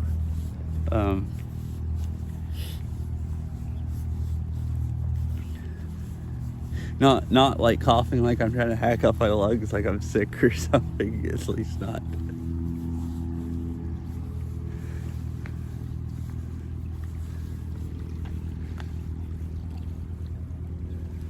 So I don't really want to play Beat Saber and go through that again tomorrow. I think the allergy medicine's working good enough that it wouldn't happen again. But, who knows? How much more dust will I breathe in playing it? So I think I'll drive to the other park and go walk down to that part of the river, because it's like crazy, like unbelievable.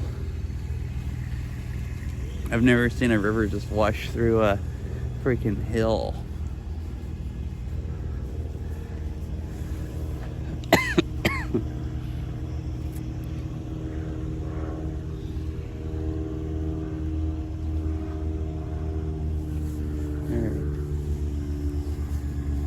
Oh, over here's the nice cherry blossom trees again.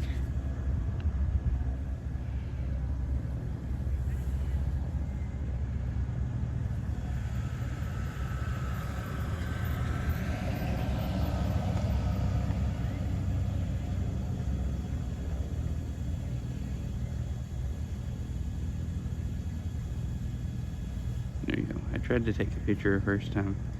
It didn't work.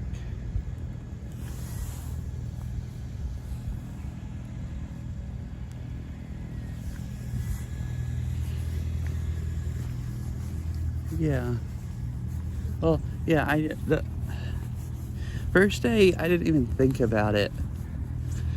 Then yesterday I thought about it on the way to work, and it's like, oh, if I have time, I'm gonna like run in Target or something and buy cough drops. Then I didn't end up getting up there in time, like leaving in time and getting up there in time to buy any. To stop, really. Or I didn't think I'd have time. I decided I was gonna go to Costco and get gas instead, because I kind of wanted to, I only needed like half a tank, but I thought, well, I'd try to go get it before it goes up, like the price goes up more.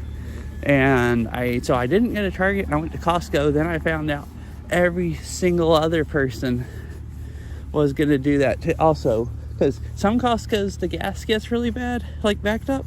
The one I go to, I go there before work all the time, and it's usually not that bad. But this day, like, you couldn't even pull in to get in that area basically to get gas. It's like, it was like 4 times as many people as normal, like, buying gas. So it's like, well, crap, I definitely don't have time to get gas before I have to go to work. So I didn't get gas either. I just turned around and left Costco and drove to work. And I guess I'll buy it. It'll probably be like 20 or 30 cents a gallon more than it was yesterday. I mean, I don't know, it might not be that much more today. I hadn't actually looked at it. I think it's like almost $5 a gallon at a lot of places around here.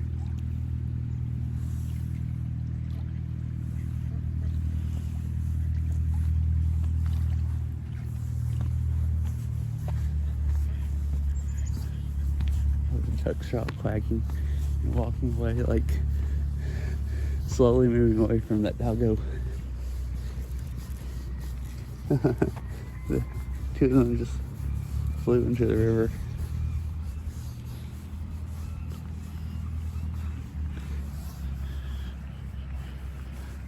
Oh yeah, but anyways, I didn't get cough drops.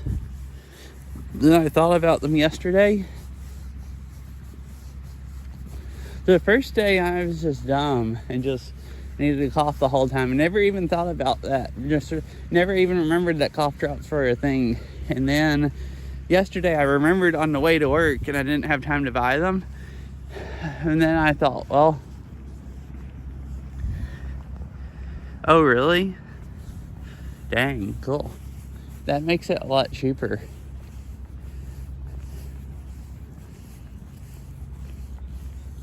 Oh look, I like these bushes are pretty this time of year also, with all the nice bright yellow flowers.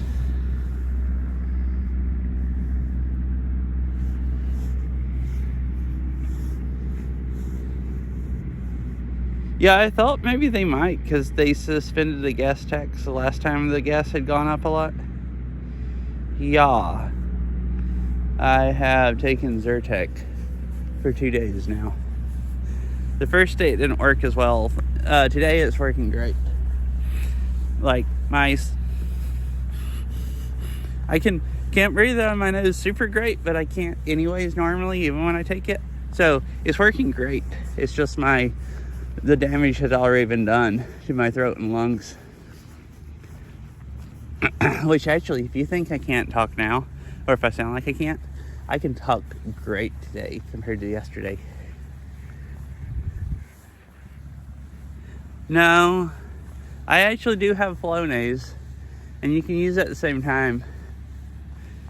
I should go use some Flonase. I have some at home.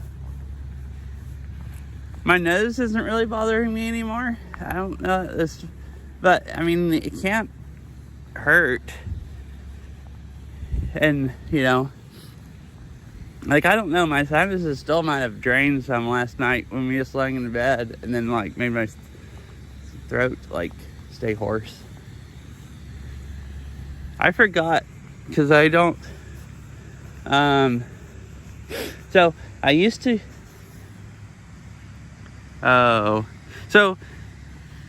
use Flonase every single day and it made my nose start bleeding.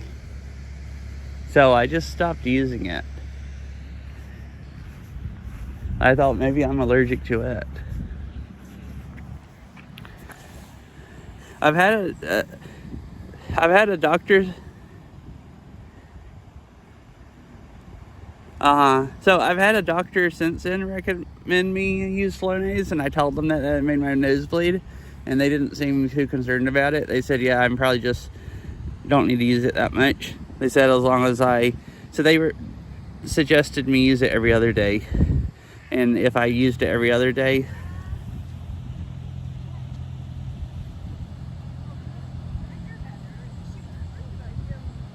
oh, so it thins them too much. And okay, I think that's basically what they were telling me.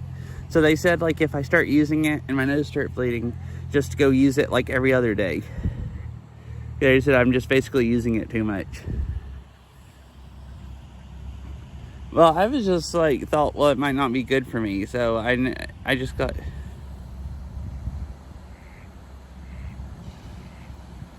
Oh, I see. Okay.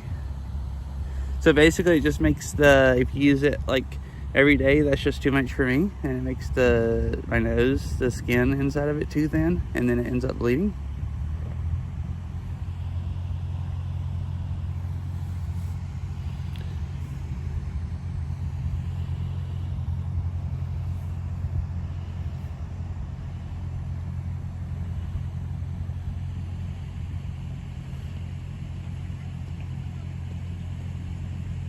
Oh, there's a whole bunch of birds out here. The little ones, the coots, I think is what they're called.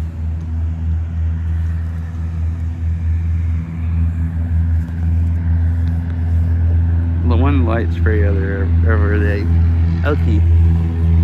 Yeah, I'll use some Flonase when I get home. And then I think I'll think the first 2 or 3 days I'll use some when I get home, and maybe use some tomorrow and the next day. I feel like it would take, back before when it made my nose start bleeding, that was when I had been using it like months and months, I think, in a row of using it every day. So, and I think like you said, Flonase, it takes like 2 weeks or a week or something to really start working. So I'll just maybe use it every day for the first few days, and then do like every other day. I would think that would be pretty good. I've done that with Zyrtec before. Zyrtec kind of takes a couple days to work really well, so I've done it where I've just taken double Zyrtec the first day. Oh, I've never used, I've heard of Nasacort, but I've never used it. I've never even heard of the other one.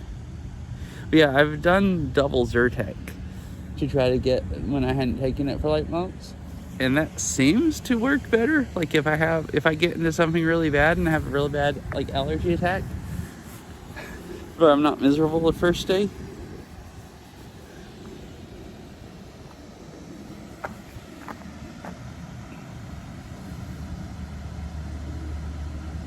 Oh, interesting. Less potent. So I guess Flonase probably works better, but if Flonase gives you problems, then the other one might be like good then, basically. I mean, I would think less potent would mean it didn't work as well, but I guess it depends in medicine.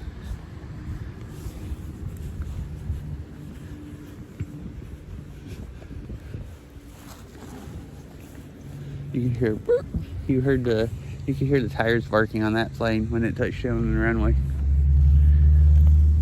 All right, back in the car and over to the river to go see where the river plowed through a hillside back in December. I kind of want to know what it is like today. If it's high enough to be plowing through the hillside again, maybe we can watch some trees collapse into the river. This said hillside I'm talking about, I saw in December people post pictures on Facebook of trees falling into the river there. but I never, that was when it first started, and I never saw any videos after that. And then I decided to go walk on this trail recently, because I hadn't been on it since, like, I used to walk along there sometimes, and got down to that part of the river, and I was like, my freaking gosh, the whole riverbank's gone. Video mode. Like, I just couldn't believe that it had washed so much.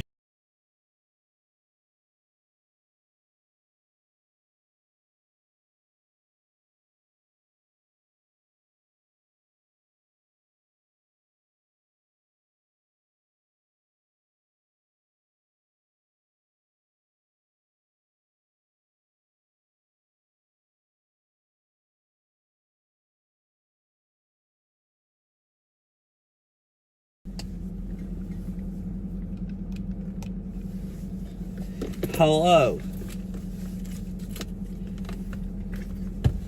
Sorry. I was trying to put my phone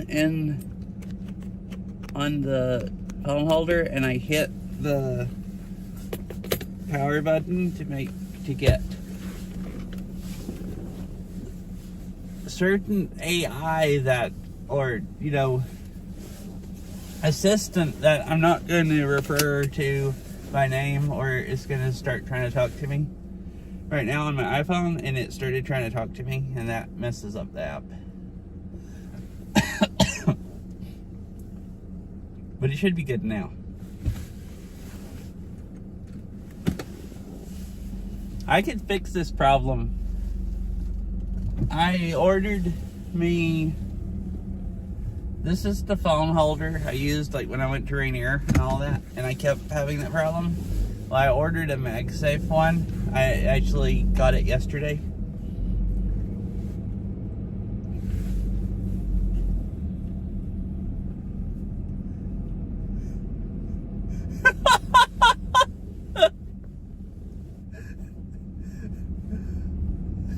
you had to memorize?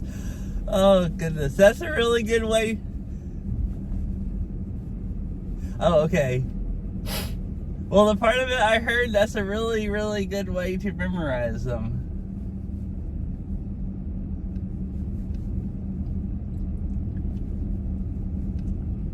Oh wait, I borrowed an interesting. Okay, I was confused about that part. But I assume you meant like borrowed interesting.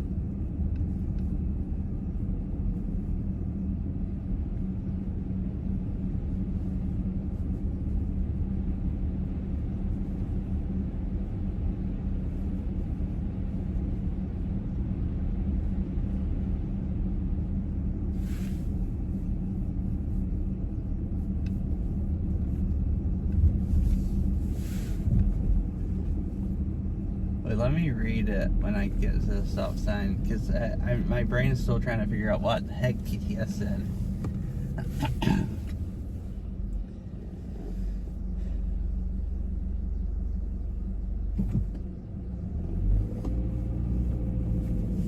Wait, it's been a really long time. Is that supposed to be a spell?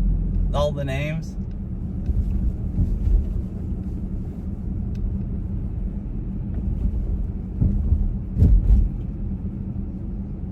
In that order?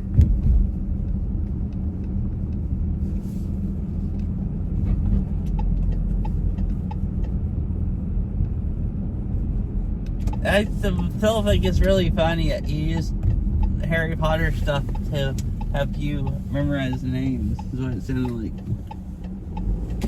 Actually, you know, good idea.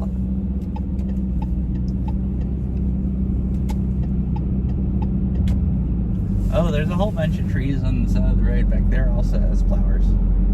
This area of town just has like cherry blossoms like spread out through it.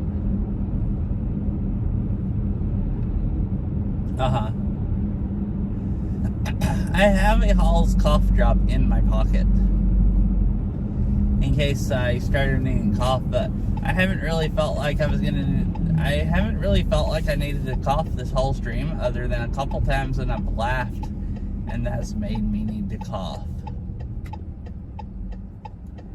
But like,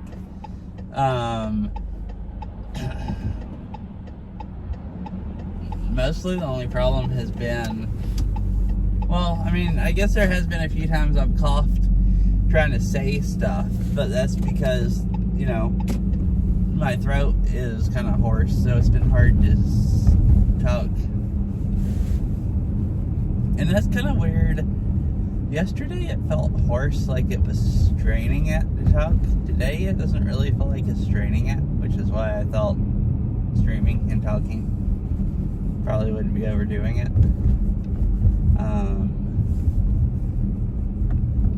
But it's just, you know,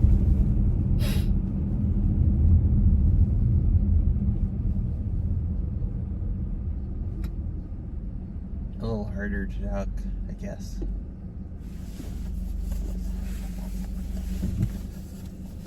I mean, I could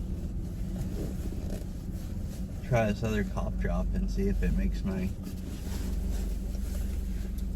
I used one earlier and it did actually seem like it made my throat clearer and easier to talk.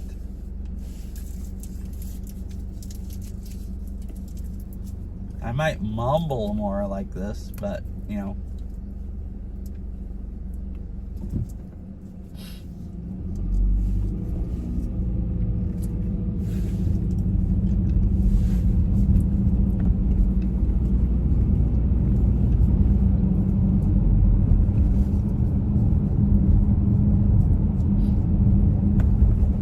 I'm pretty excited. There's all the flowers on the side of the road.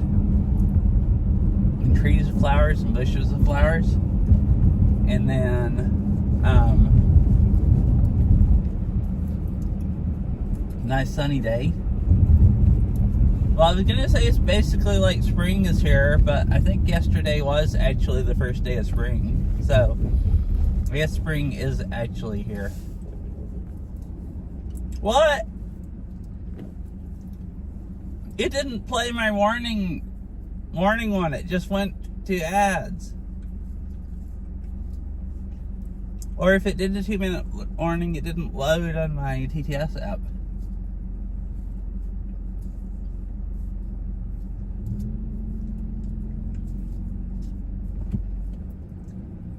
Lame. Maybe something broke with streamer bot, because it didn't do that at the beginning.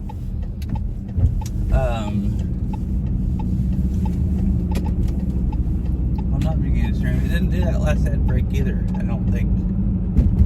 Or did it? No, it did last ad break. It just skipped it this time. Maybe my chat didn't load it.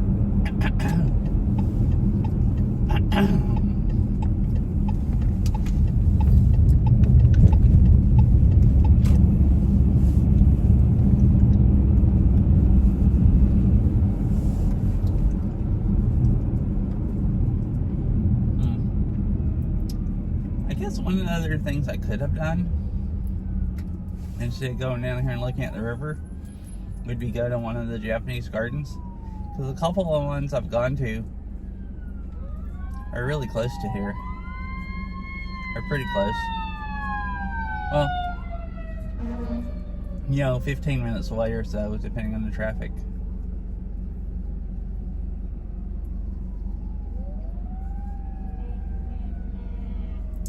Not that I can see any. There's that fire truck that just went through.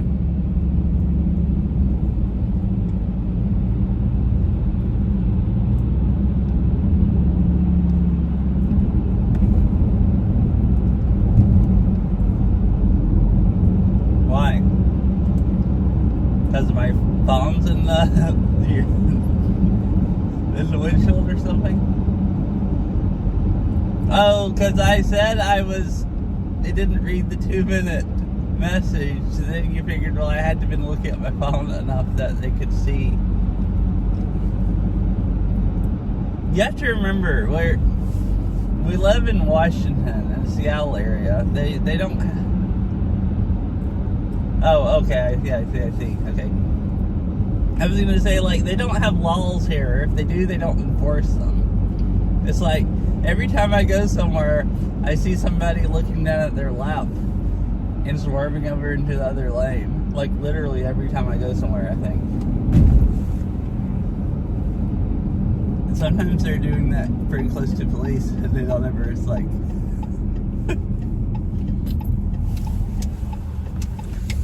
Yeah, I was mostly joking about them not existing. I know they exist, but they don't, enforce them. Most of them. I'm just being dumb, mostly. Alright, we made it. I'm sorry for the ads. It didn't even play StreamerBot, or either my chat didn't load the 2-minute notification. Like ads starting, so I was just driving down the road and all of a sudden hear the ads starting or thing. Just asking sounded like it was coming behind you. Oh yeah, the fire truck. I wasn't sure if the phone would even pick that up or you could hear it. So that's pretty impressive because with the stream delay and stuff, you probably heard it as soon as I heard it. Like before it even pulled out of the traffic light in front of me and cruised through. It looked like they were getting on the interstate, which is kind of weird.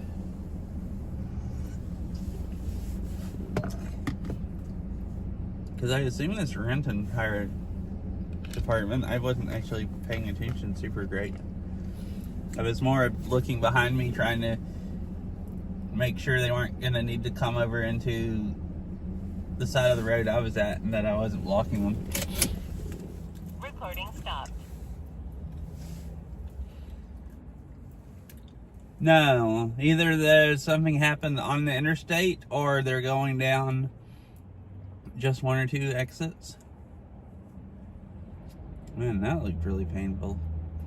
I just looked over and watched someone fall off of their bike onto the chain link fence. Like, that's running in front of me. Looks like they're trying to pick up a battery or something and put it on their bike.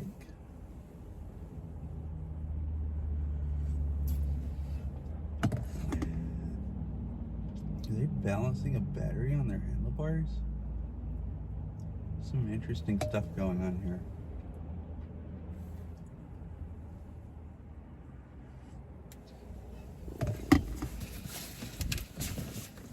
Yeah, it's really not a good sign. And then people here aren't smart enough to get out of the way of, that's kind of rude to say it that way, but people here are really, really bad about getting out of the way of emergency responders. They act like, oh, it's an engine.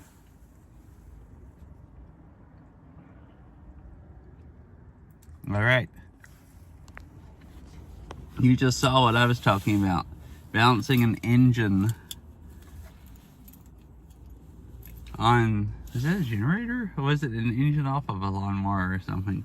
On handlebars and riding through.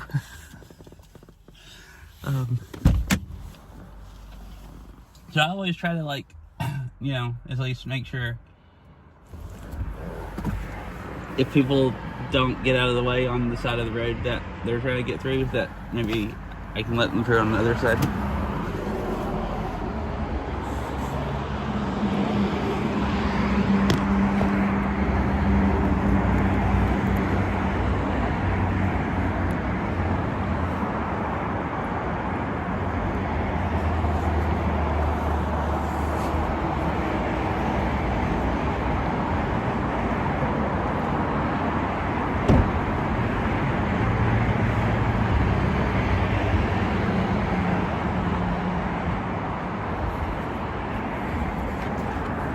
Alright, we're back.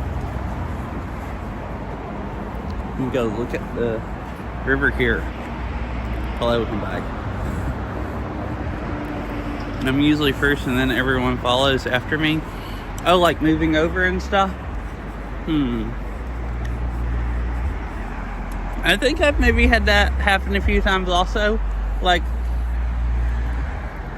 you know, even if it's a 4-lane road and they're on the other side of the road, I'm used to like getting over, at least even if I don't stop, at least get over into the right lane so they can like drive down the, you know, left turn lane or something and have a lane of no traffic on each side of them. And they don't have to slow down or anything then.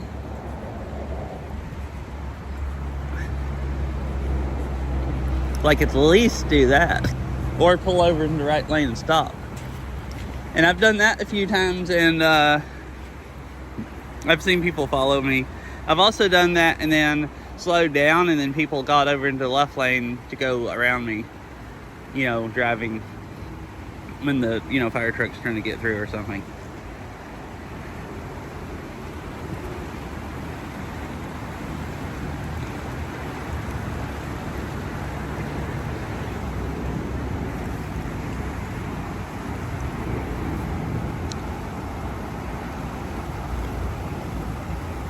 Oh, this right here is the new like rocks you see right there.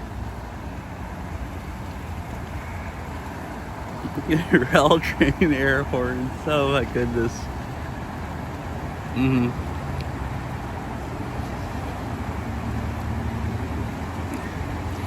But this is where in December when the river is flooded, it's washed away here. They had to close one lane of the road for a couple days until they could fix it. It was a little rock slide.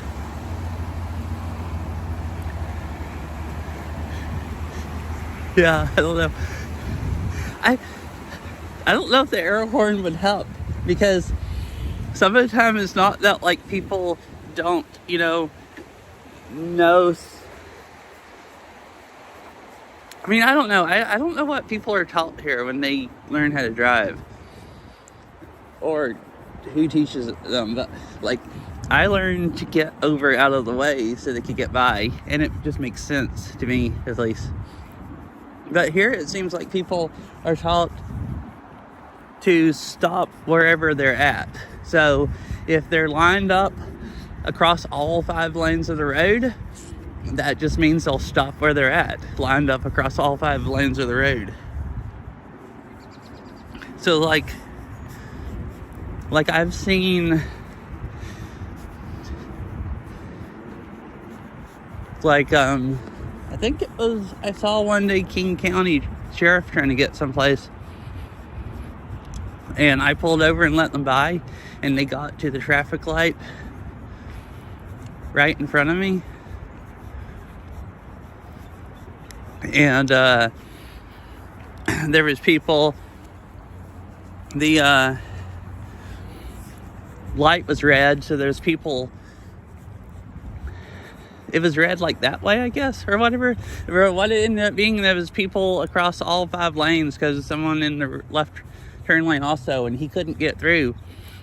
So he pulled up behind them and had to get on the loudspeaker and yell like, "Move out of the way, let me through." Like literally tell them, and honk the horn and everything with the siren on. And then someone finally just like moved. And I just felt it was like, you know, utterly unbelievable that like they were all just sitting there. Like, it seems like most people here actually really just think the siren means to stop where you're at, no matter where you're at. And they don't even think about if they're lined up all the way across the road, they can't get through. That's something mostly I think people are kind of fine here driving. That's the main thing that I think makes me think people are stupid here compared to the Southeast, as far as when it comes to driving, is that they just don't understand to get out of the way when, like, you know, police are trying to get through. That, and on the interstate, when they don't move over out of the right lane and will just drive like right beside police that have somebody pulled over, or right beside a wreck. And like sometimes it's because they can't pull over, but I've seen it tons and tons of times where the left lane's clear and somebody just stays in the right lane and drives right beside them when they could have moved over, and it wouldn't have even, they wouldn't have had to change their speed or anything. It's just like didn't move over just for no reason, which is just, you know, kind of stupid.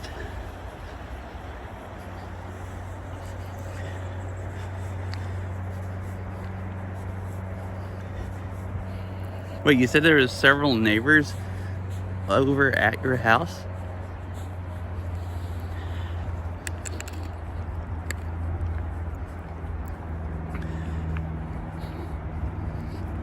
It's been moved. You're supposed to move over to the right per state law. Okay. I wasn't sure. I knew on the interstate you're supposed to move, I think per state law, if they're on the interstate with someone pulled over, you're supposed to move one lane away from them. Like if it's on the right side or left side, emergency parking lane. You're supposed to move one lane over unless you can't. And then you're supposed to slow it down. I don't remember how much you're supposed to slow down or if it clarifies. But I wasn't sure on this, like just a normal road. So you're actually supposed to move to the right per law. Interesting. I guess people just don't know. Or a lot of them don't know. You know, sometimes they do, but it's like you said, you do move over sometimes and people follow you. I've seen stuff like that where like a couple cars moved over and everyone followed them. But I've seen a lot of situations where the first like car didn't move over and just stopped where they're at. So that's what everyone else did, was just stop where they're at.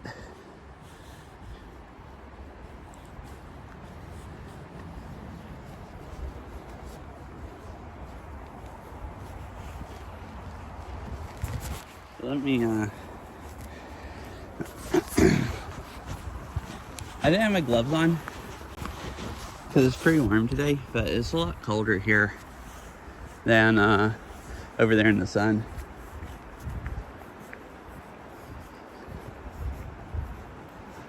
So I decided to put my gloves on.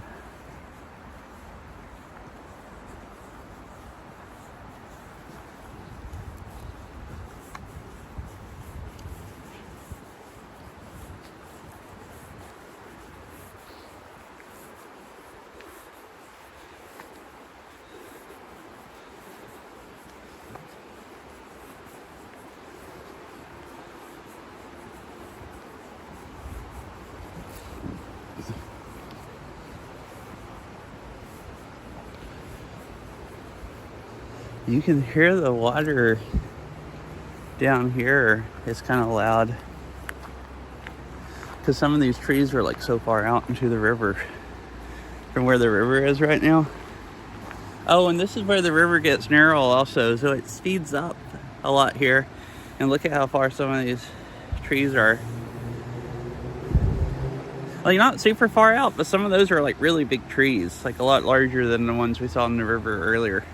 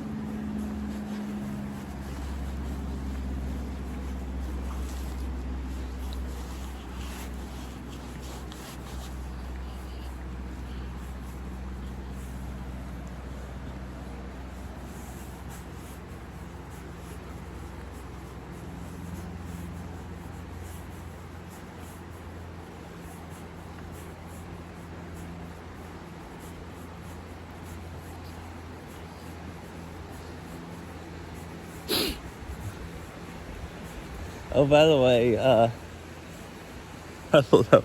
I feel like I should clarify. I said something about I thought people.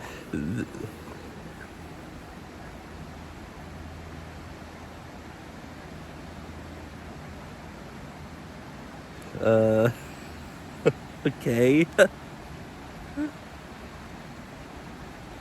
Well, I mean, I don't know that much about D&D, but you said there's a D&D section going on at your place, and it's like, okay, it's like all my expectations went away when I heard that.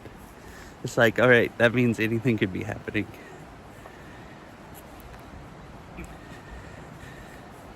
What? What? A picture of your face in a Discord server? All right, it sounds like there's some interesting stuff going on at your house.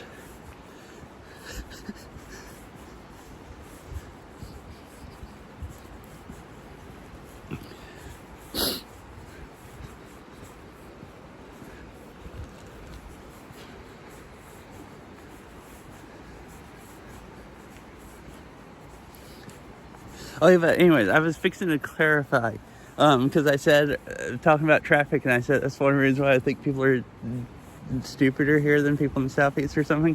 I don't actually think people are stupider here. They're just dumber about different stuff.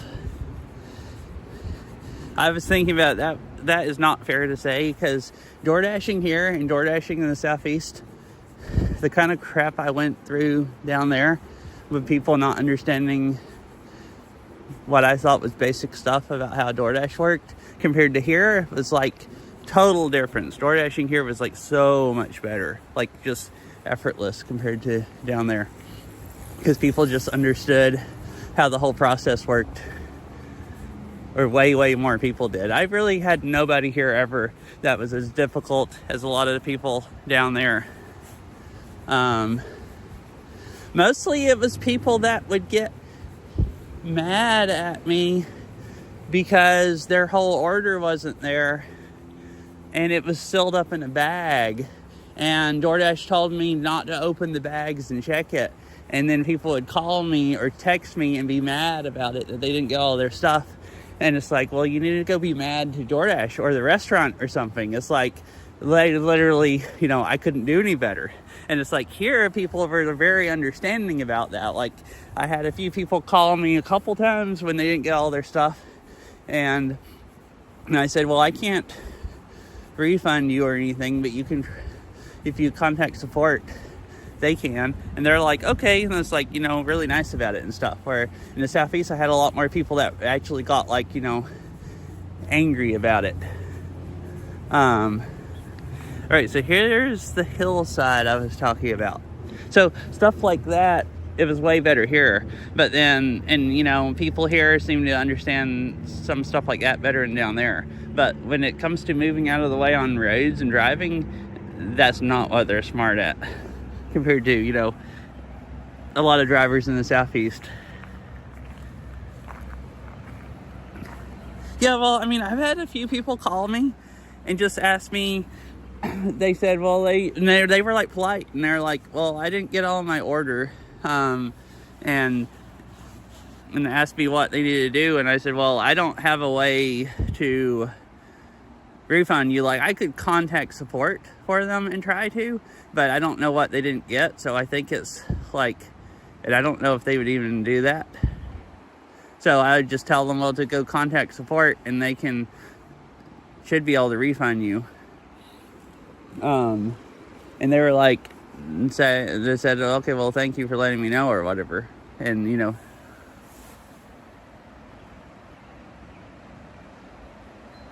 oh, yeah, like if they'll like, at least move over more. Sometimes people there will still just like, are you talking about like drive side by side? Oh, wait, you mean on 2-lane roads? Oh, like move over on the edge, to the edge of the pavement to make it easier to pass them? I guess people do that some also.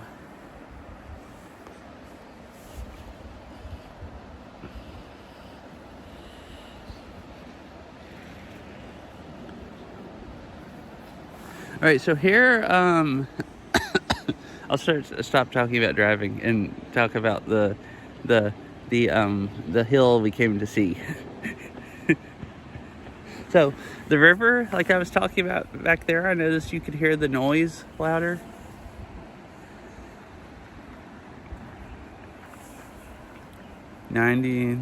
Oh yeah, on the west coast they'll just like, no, I can't believe. Okay, I want to rant about driving slightly more, and then I'll stop and talk about the river. Okay, so I work until like midnight, so I thought my drive home would be easy at night because there wouldn't be, I thought maybe on 405 I could drive the speed limit, just drive 60. I'm not talking about driving 70 or anything. I just want to drive 60 when it's not raining. Just when there's no reason not to, just drive 60. And I thought maybe in the night I'd be able to. Well, I can sometimes, but almost every single night on my way home, at least at some point, I'll get up beside 3 people driving beside each other, going like 50 miles an hour or something. Like, and there's not a lot of people on the freeway. Like, I might, there'll be like very few people, and then I'll come up with 3 cars together. They all happen to be driving side by side, or like just so close, almost side by side, that you can't really get between them without just really cramming yourself between them. And I'll just get stuck behind them for like a minute or something, and then finally one of them will slowly speed up just enough that I can kind of like squeeze through and then keep driving. So it's like, I thought, at like freaking midnight I'd have easy drives home, but it's like I can't even set the cruise control and just drive down the freeway here, even when there's hardly any people, because there'll still be like the 3 cars you do get to will just end up being lined up across the freeway, like blocking it, going under the speed limit. It's like actually really freaking annoying. Like, it's kind of annoying in the day, but it's even more annoying when there's basically no traffic at night. And then, well, it's really annoying. Like last night on the way home from work, I got one of those people that like, they speed up and slow down.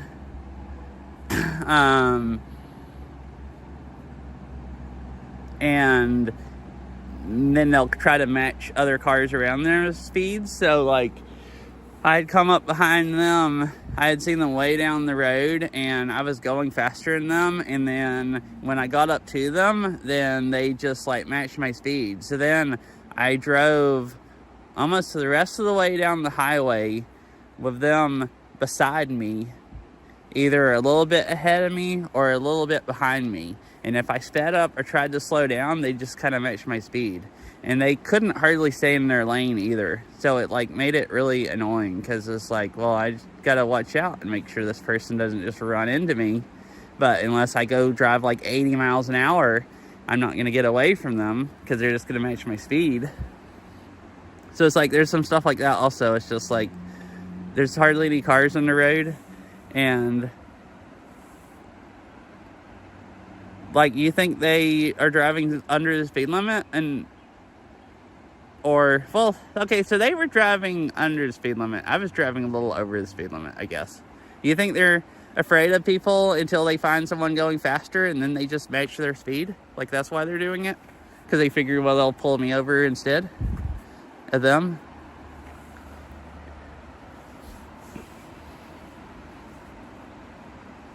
Because I could see that, but like, I really don't like driving right beside somebody else, because like, it's just, when there's no one else on the road, why do you want to go drive right beside someone else? And you could like, they could get out of the lane and hit you or something, when you could just be in the road, by yourself. It just seems like, needlessly unsafe.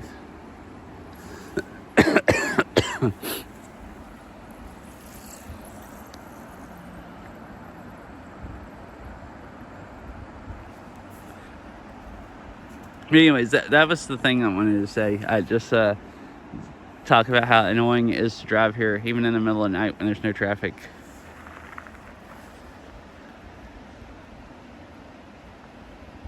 Oh, I see.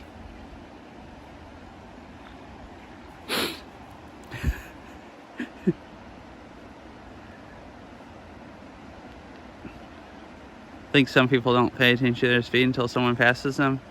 Yeah, I mean, I see that. Wait for the state patrol. Yeah, I mean, I will do that sometimes. So, I mean, I don't know. Is admitting to speeding on stream, I mean, I drive by police speeding all the time, so I don't know why it would matter if I talked about it on stream other than as maybe TOS. That's probably, I'm less likely to speed on stream, but so anyways, I usually don't drive more than 9 over. I figure if you're going less than 10 over, there's almost always someone going faster than that, and you're never going to be pulled over. And I have never been pulled over by doing that strategy. So my strategy is never go more than 9 over. But I do sometimes go over 9 over. Like you were saying, if I'm on the interstate and, like, you know, when it's in the evening, there's nobody on the interstate, it's really not that dangerous driving 80 down the interstate, at least not in my opinion. So, like, you know, if I'm going like 69, because that's 9 over, and someone goes by me like 90 miles an hour, it's like, you know, maybe I will speed up to 75 or 80 then. Because then the person going, you know, 90 or 100 or something, you would think would catch the cops. And there's like actually quite a few people here going like 90 or 100 on the interstate, like that you see in the evenings. So you're usually safe to go like 75 or 80 if it's like late enough at night. But it depends, like I was thinking that's kind of weird also, thinking about it. In the day you can't drive the speed limit here. Then around like 9 o'clock where it gets less busy, you see a lot more people. Like most of the time, if I'm on like 405 and it's like 9 o'clock in the evening, most of the two like left lanes, like the HOV lane and the left lane, will usually be going like, you know, 70 miles an hour or something. And you'll have these like occasional people or trucks in the right lane going slow. And that's what I expected at like midnight. But it seems like midnight you have more slow people that like drive exactly the speed limit like in the day, and then you end up getting like maybe 2 people that aren't paying attention to what speed they're going, and then they come up to somebody that has their the cruise control set to 60, and then they all of a sudden start driving like 60 across all 3 lanes from each other.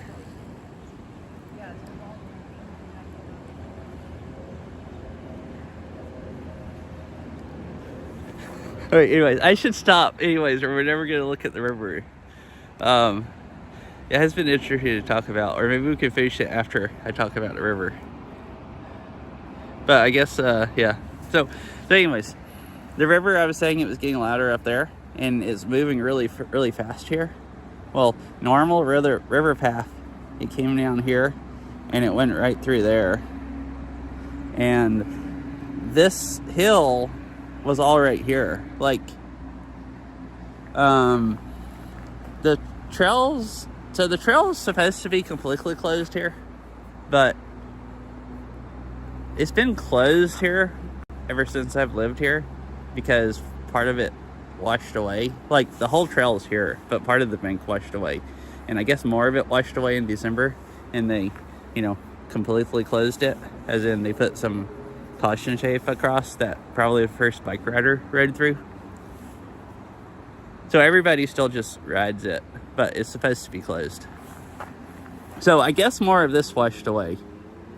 But you can see the level of the dirt here, and it from here it kind of went around and sloped up to that level. So like the river went from there over to like, say like right through here, kind of. Right, bye, Harry. Thank you for the alert.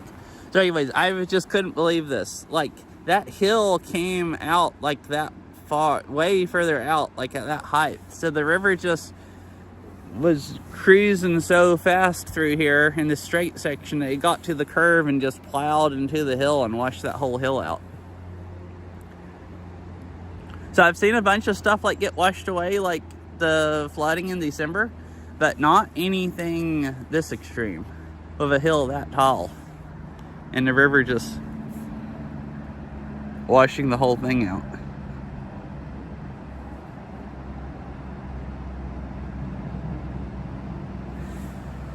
I don't remember that tree being there last time I came here. So I want to say more of it's fallen in today or this flooding.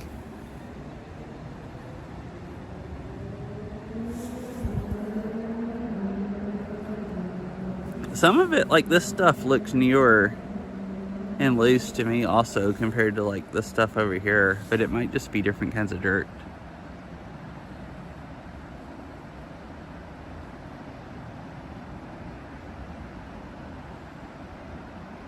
And then I notice it probably sucks when it's really, really high. There's still sandbags all right here. They were here last time I came here, so I guess it's sandbags where they tried to sandbag like in December when it was like 4 feet higher than it is now, or 5. It was probably going up to those sandbags or over them. And they still have the wall of sandbags where they tried to keep the river out of those apartments.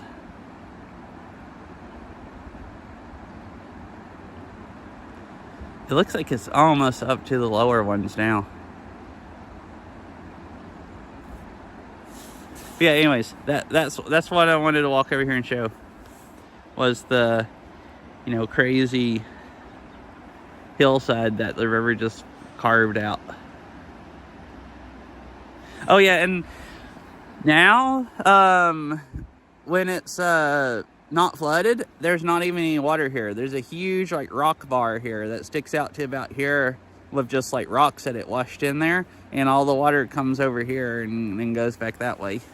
So the original river path right here is just like normally doesn't even have water in it. It kind of like at this curve kind of goes out and around, and this is where the rock bar starts.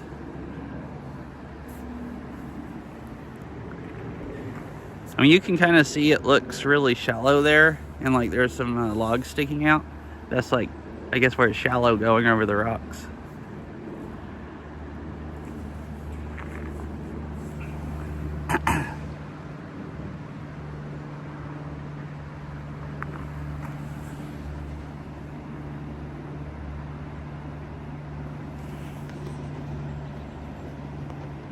But I was just like, when I came here, like, whenever I don't remember, a week or two ago, I like just couldn't believe it when I walked down to here and saw the whole like hillside washed out.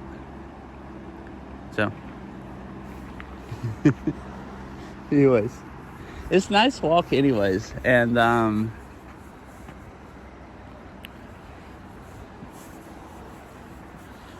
I stood there that long. I thought, well, I mean, people can just randomly show up and see the hillside. So if I'm going to, like, yap about, you know, drivers, me not liking how some people drive, now is as good a time as ever.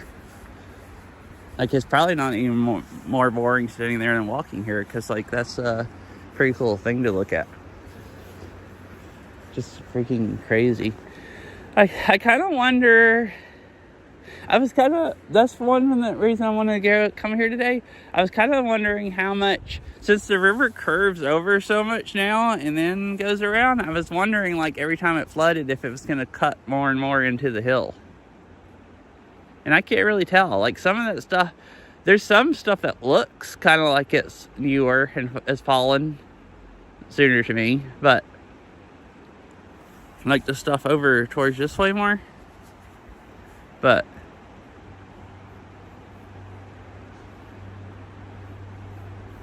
I don't know. It's like the river's straight here, and it kind of curves and goes around that hill, and then kind of curves back and goes kind of the same path. So if it ever slowly over multiple floods cut through the entire hill, it would just be in this like straight channel going through. But that hill is pretty large. Like, it would take a lot of December size floods to do that. Oh, and I noticed this also where this creek came out. This is just a little creek. There's gravel all here where it looked like you know, maybe in December when it rained a lot, that it just went over the path and they had to dig it back out. It looked freshly dug out compared to last time I had been here.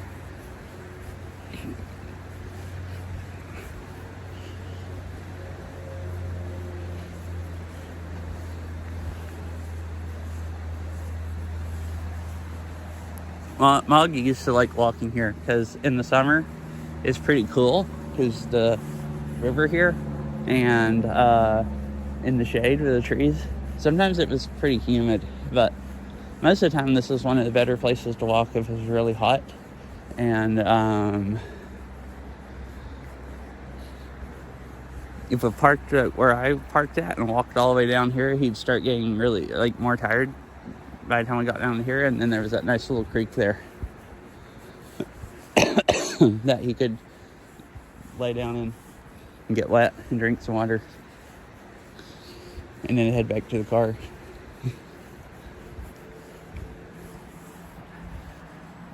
That was his favorite places. Any place that was like where he could find stuff to eat and find water to get him.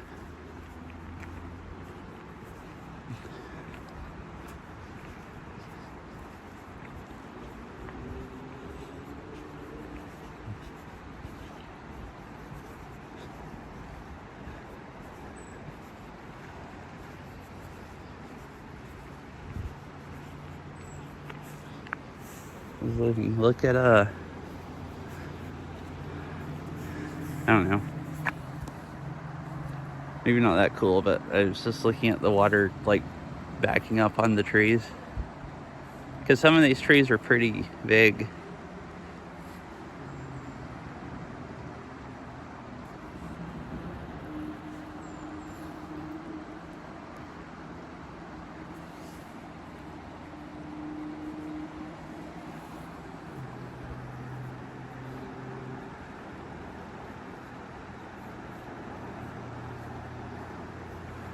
This part of it is like thinner than it is on down there. There's trees more out in the water because the bank's steep here and over there, but then it kind of like slopes down to the river. Kind of gets less steep once it gets to the water. But I guess the middle of the river, maybe the channel's really deep. So that's why it stays so thin. I mean, you can see like this part right here. It's just like really freaking cruising fast here. Faster than the rest of it. And some of these trees are like pretty far out into the water. Like the part that normally has water is just like, you know, really thin.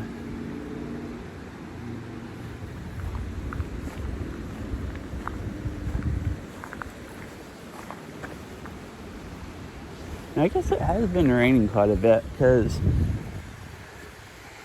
I don't usually see that much water in this creek.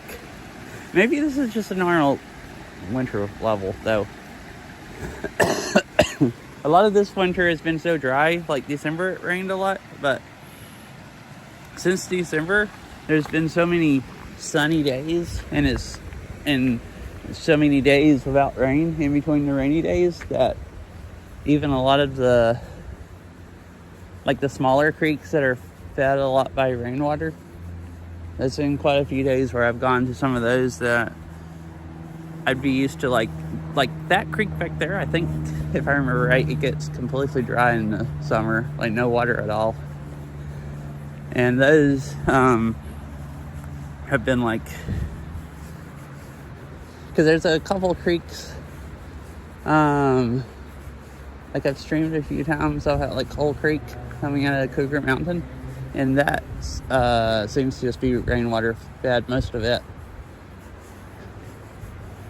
Or at least the upper part of it in Cougar Mountain, like part of the park is, because it completely dries up in the summer. And it's a few weeks ago, when I was up there, it didn't have near as much water as I'm used to having in the winter because it's been so dry.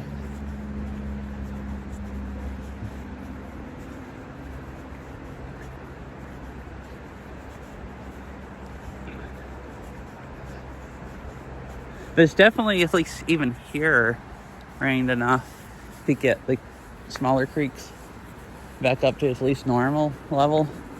Like, to begin with, I was going to say I thought that was more water than it usually had in it. But then, you know, I was thinking maybe it's just about normal level. And I'm just used to everything being low from this winter being so dry.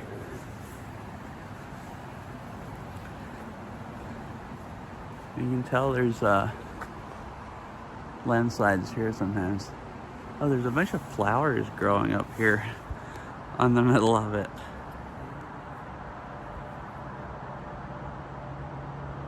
Funky.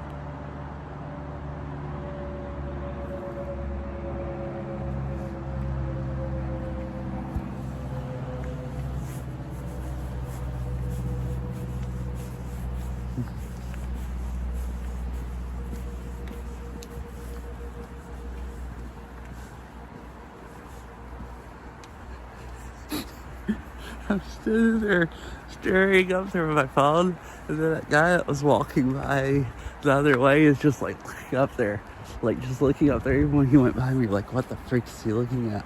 Like there's fixing me a landslide or something, or an animal to look at or something. It's like, nope, I'm just looking at the flowers on the side of the hill that slid at one point.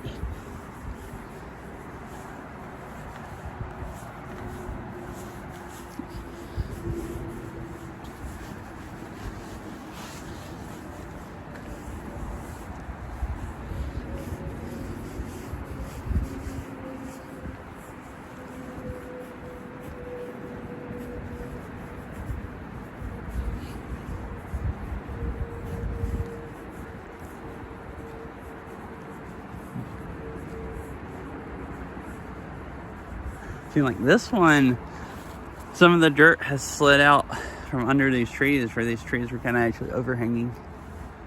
Looks like some of it's rock and some of it is maybe rock and dirt that tree limbs are holding back. But like some of, like that tree is definitely overhanging. It's kind of grown out. And I don't think there's any dirt directly under its trunks. And its roots are kind of grown in sideways into the hillside. Kind of cool.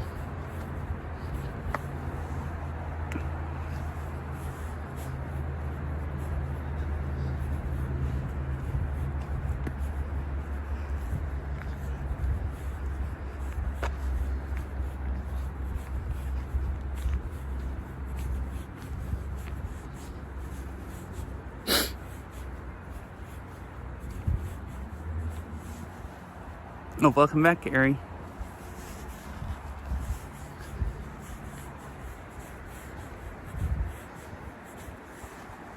I'm just still walking back down. I'm most of the way back down to where I parked. But I'm going to walk a little further down to the other river crossing. Oh, this is another great place for Mog to stop and get in the water. This one would dry up, I think, also in the summer. Yeah, it is. The highway's right there, so it's kind of loud. But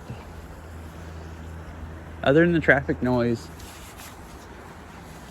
it's like it looks like you're out in the middle of the forest. It's really pretty. It's like nice paved trail going out in the middle of the forest. Just nice to bike ride here also. Bike riding is not as nice because the paved part going through the forest is really short. It's only like a mile and a half of it or something, and then it's out in the open closer to the road and really, really noisy. But I think I've streamed like once or twice. I think I have twice. No, I have twice because I've ridden my regular bike here and streamed. I think I've ridden the e-bike here and streamed.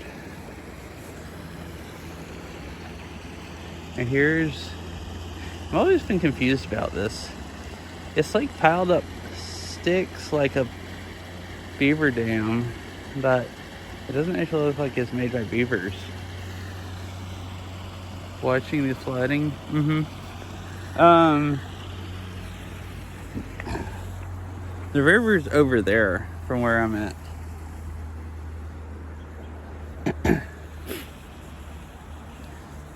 I'm fixing to go walk up. I'm at the Cedar River in Renton, Washington.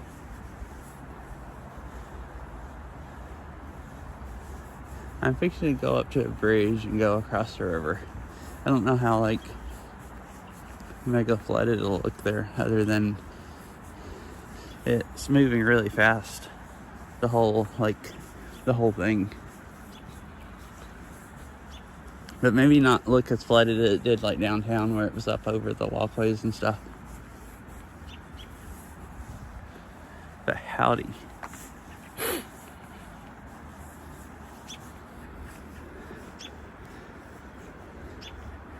Oh, there are some ducks here.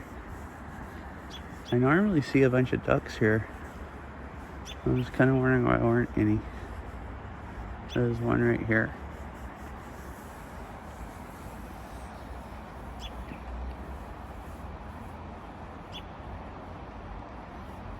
And there's a pretty decent sized creek running into it at that side, which, I mean, there's quite a bit of water running out.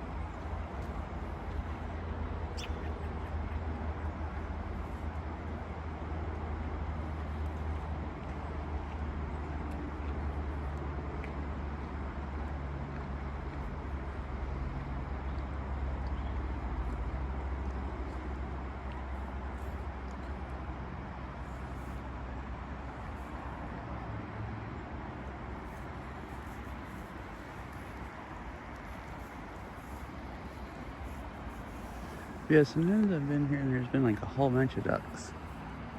Just kind of deserted today.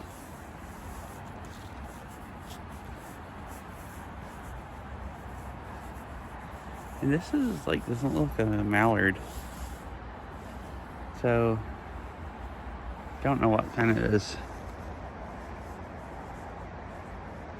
Maybe whatever kind lives in ponds in the woods. Is Mog-like ducks. He didn't really care about ducks. He didn't go try to chase stuff down and eat the stuff. He wanted people food, like easy to find food. So he just would like walk by the ducks like they didn't exist, basically.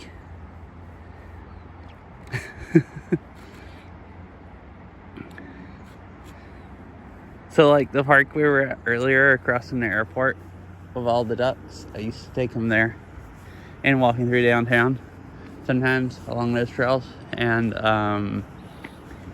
he would, like, the ducks would stay back like 10 feet or 15 feet from him. Like, it seemed like they mostly didn't think he was a threat either, because he was just like walking really slowly and not looking at them. So So they'd kind of just keep their distance from him if he was walking towards them. Just move out of the way, and he would just walk through like, you know, there's nothing there.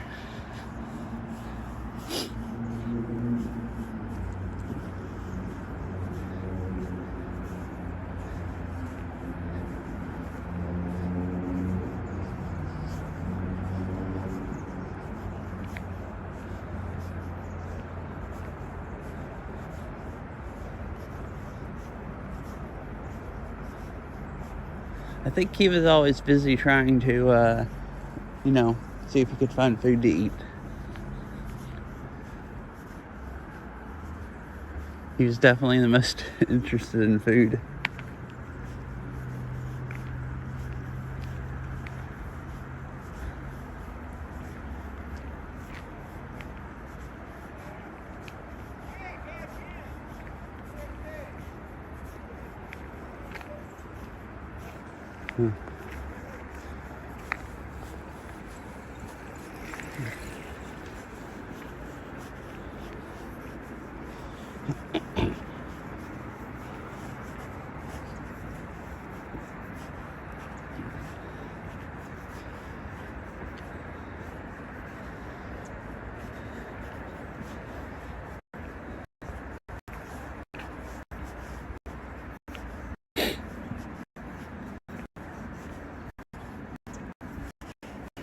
It's kind of weird. Some of the trees here, and like, you know, the really tall, mossy trees, and mostly when you come down here and you look down the river, you're like, oh, I forgot. The bit rate gets really bad down here. And it's okay if I have my modem, but I don't have that modem with me because I wasn't planning on coming here. So I don't know if you're going to be able to see the river. I guess we'll see. I'm almost to it.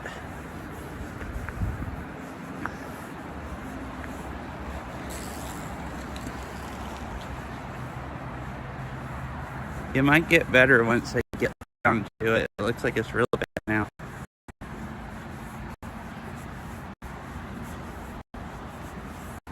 But I was going to say, if you can still hear me, if there's nothing right. Looking down the river here kind of reminds me of like going into the mountains. Like, not like any certain river view or anything, but like still like the same kind of one that you'd think you'd see at like Mount Rainier or over in the peninsula or something. But you're like not that far into town. Why are there flower petals all over the bridge? Interesting.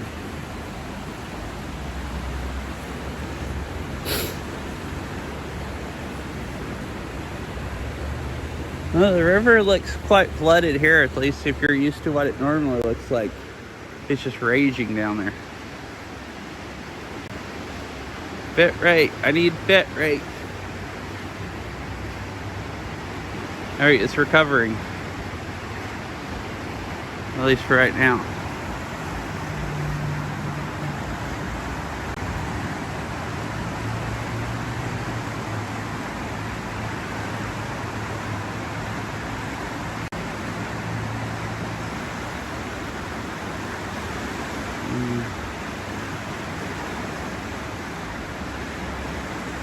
It looks like T-Mobile's better. If I switch this phone to T-Mobile, I think it'll get more bit rate.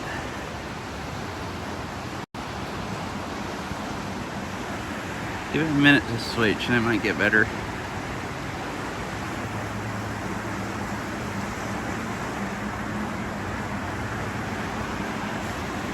Wait, did that say ads starting in 2 minutes? I didn't hear it. It's so loud here with the river, I can't hear TTS. And my iPhone's not letting chat because I was swapping cell service.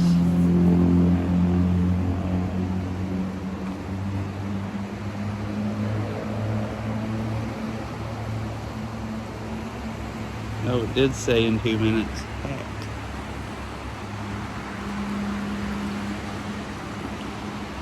Oh yeah, with really bad bit rate, if I don't move much, there's not that many pixels updating.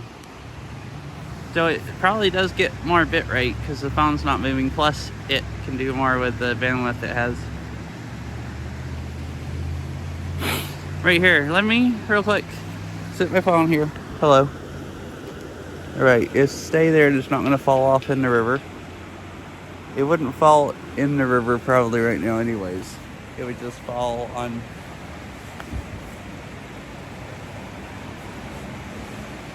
I want to snooze ads. Oh, I'm gonna look so weird standing on the side of the bridge with a tablet, but ads are fixing to start and I wasn't planning on streaming that much. I'll try not. If I can get them snoozed before they run. Since it might already been almost 2 minutes.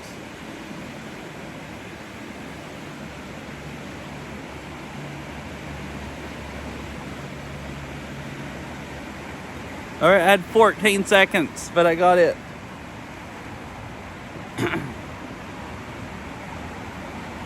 Another snooze will let me use all 3. Alright, we have 15 minutes now of no ads.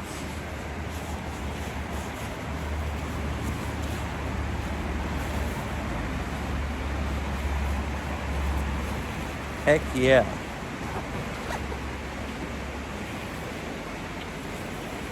Ugh. That should be enough time for me to look at the river and get back to the parking lot and then go raid somebody.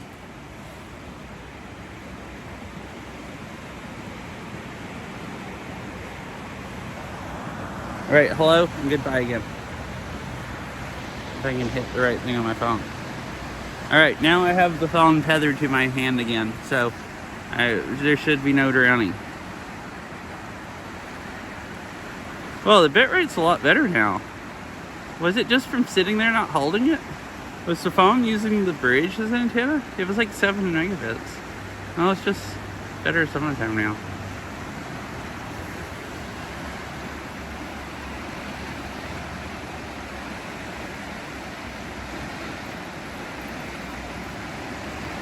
I did have the phone sitting on this metal railing, so it's like maybe it picks up better if the phone's sitting on the metal. I don't know. It seemed like when you were staring up into the sky, there was really good bit rate.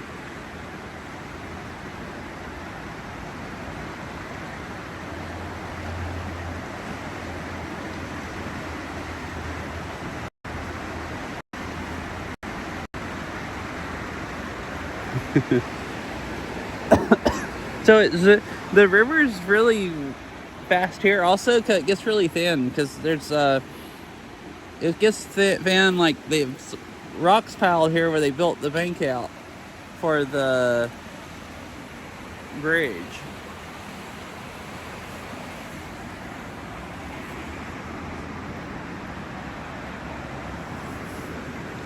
And it gets a lot wider on this side again. See, but the water's just roaring over there where he's running up against the bank.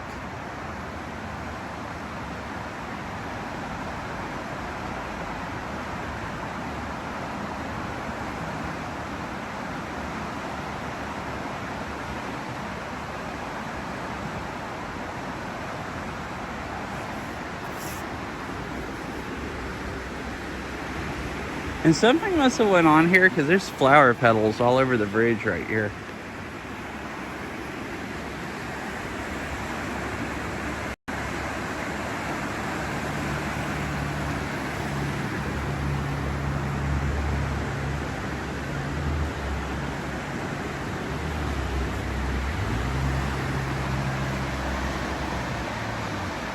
So here, if the bit rate gets good enough that you can see, here you can see the side of the river that washed away that I was talking about when I first went across the other bridge.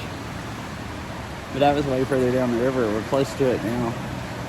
That's like back in December. It's like that part. There was a little rock slide or landslide, and they had to close the road for a few days, or the right lane of the road for a few days.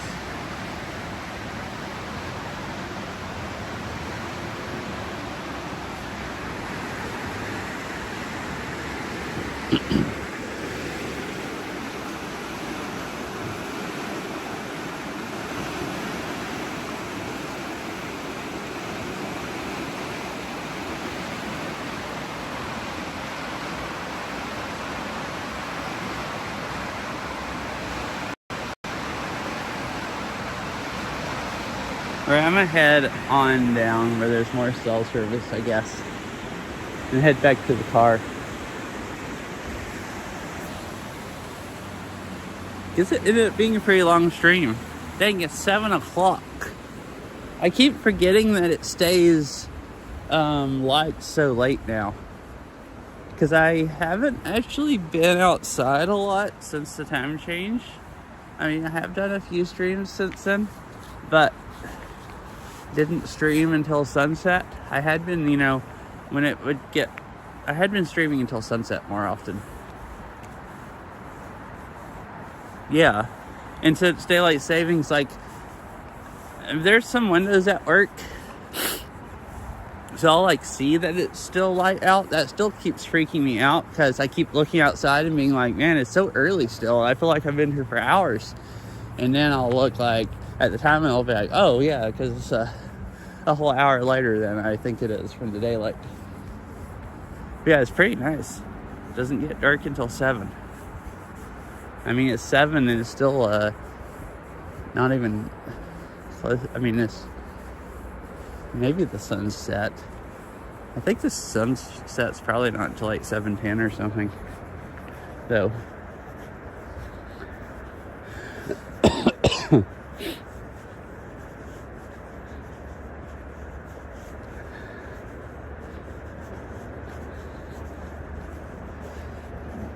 I'm gonna go straight and go down that trail so we can walk by the pond again.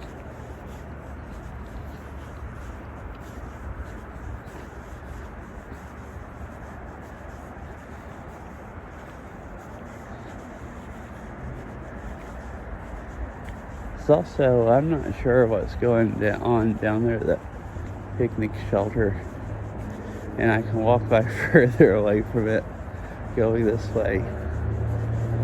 There's what looks like a bicycle that's upside down that they're working on, and a gas can, and the other one's either a fat tire bike or a dirt bike.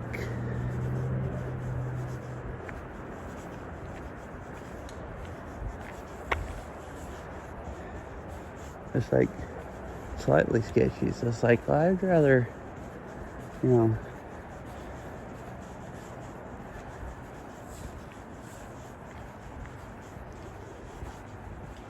I don't know where the person that had the motor on the handlebars went to when I first parked. It might be one of them. Maybe they're trying to get the motor to run.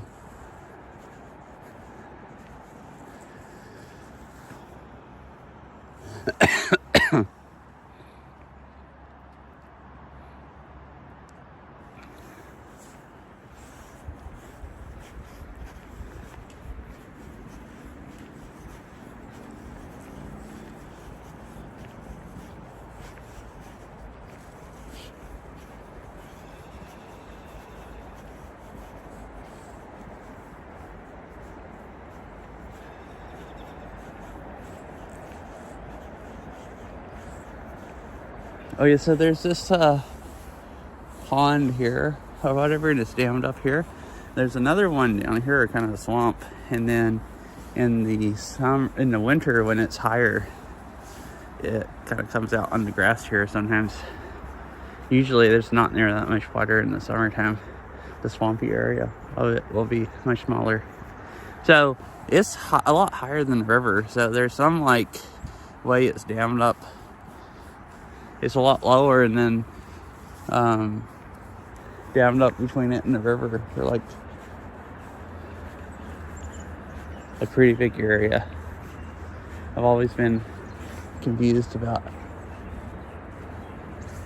how there's such a big swamp like right beside the river.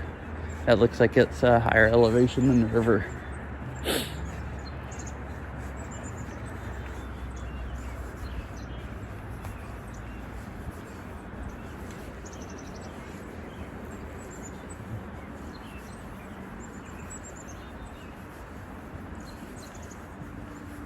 Oh, there is a motor sitting on the... So, yeah. Interesting. Motor and gas can.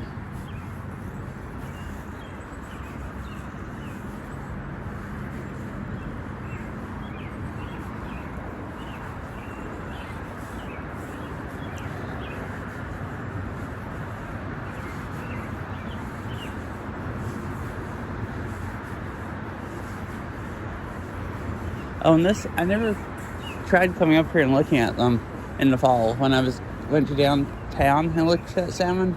But this is another place you can, at least I don't think I ever did this year, but this is another place you can go look at salmon at. They have these telling about them.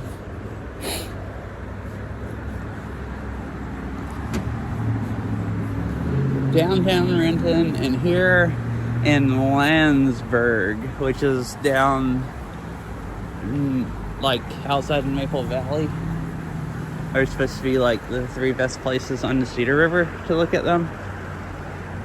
And then I think there's supposed to be a couple places on the Spanish River that you can see them. I want to say Marymore, but I don't remember for sure or not.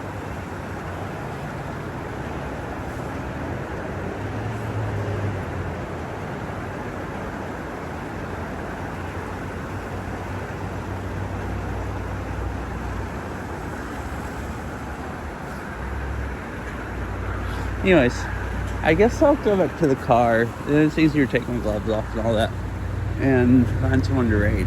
So I hope you all enjoyed the stream.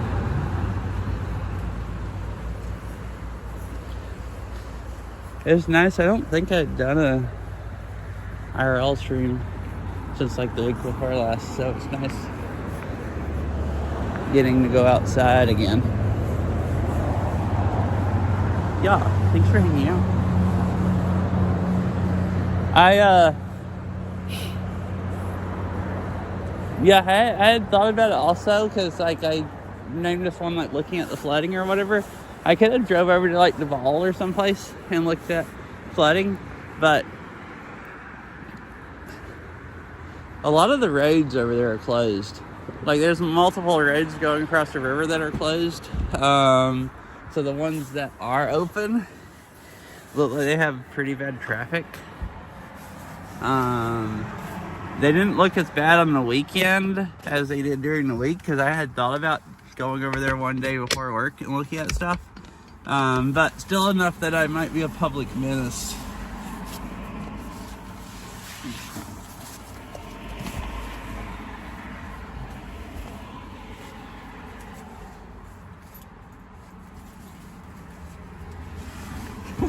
Because I thought, well, it sucks bad enough for those people, you know, having to live over there in their houses, maybe almost flooding. But, you know, and having to deal with the traffic. And it's even worse if they have to deal with all that and more traffic, just because I'm trying to look at the flooding. So, I did think about going to Snoqualmie Falls. I saw pictures of it yesterday and it was roaring. The water level is supposed to be quite a bit lower today. It probably still would have been roaring way more than any other time I had seen it, but I thought I could go look at the flooding here and then drive to it, but it's like 30 minutes away from here. So I think this is pretty good. We got to see the hillside that washed away.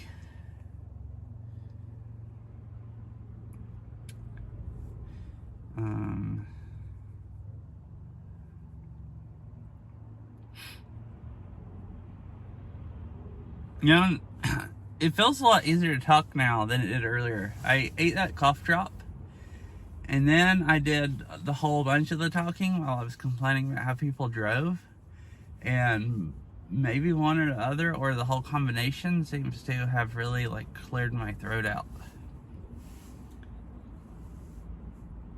Maybe I just needed a cough drop and then, you know, do a whole bunch of talking. And that was a whole bunch of, you know, talking. And I think I've been talking more since then because it hasn't felt like as much effort.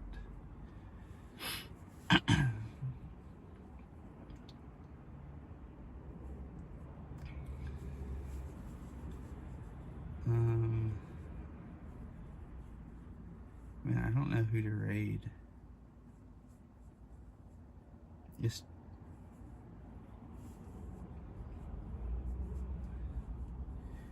oh, it's Saturday, it's not Sunday. I'm used to, if I stream on a weekend, being Sunday. It's like I work Sunday, so I'd be at work right now if it was Sunday. I thought, yeah, because I thought, well, it's too early for Izza to be on. And I thought, oh, well, Melixon will be streaming Beat Saber. I'll go right home. But it's Saturday, so he's not streaming Beat Saber. Go buy yourself some cough drops for work. You know, I might have interrupted myself again or something and never finished saying that when I was talking about buying them. So, I have cough drops at home. I was saying on the way to work I was going to go try to buy cough drops, and I decided to go get gas instead, and then I didn't even end up getting gas because everybody was getting gas at Costco. Well, I found out that they had cough drops in the first aid kit. So, the rest of the night, so the first night I really just was miserable because I was standing there and it was really slow and it was boring. And slow and boring is kind of okay, but slow and boring while you're constantly trying to not cough is just kind of torture. So I just felt like for about 3 hours of the night, I really felt like I was torturing myself. That was the first night. Then last night, it was like, oh, I remembered that cough drops were a thing. So I went to go try to buy some before work and didn't have time. So then I thought, well, maybe they had them in the... Well, dang it. I should have rated someone faster, but it didn't give me the 2-minute warning again. I wonder why it's only done that once this stream, and the other 2 times it hasn't worked.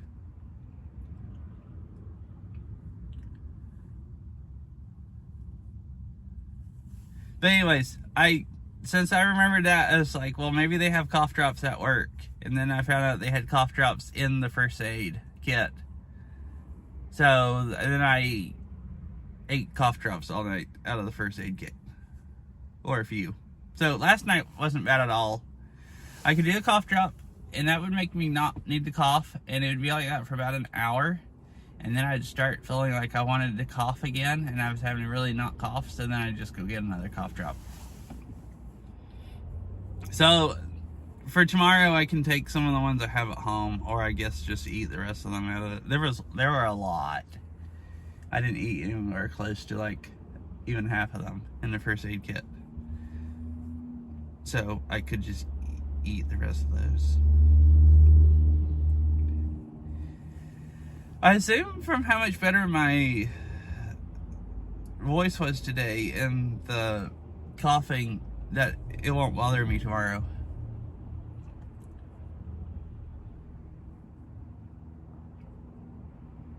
I don't know what he's carrying. It's one of the people that are working on the engine or something.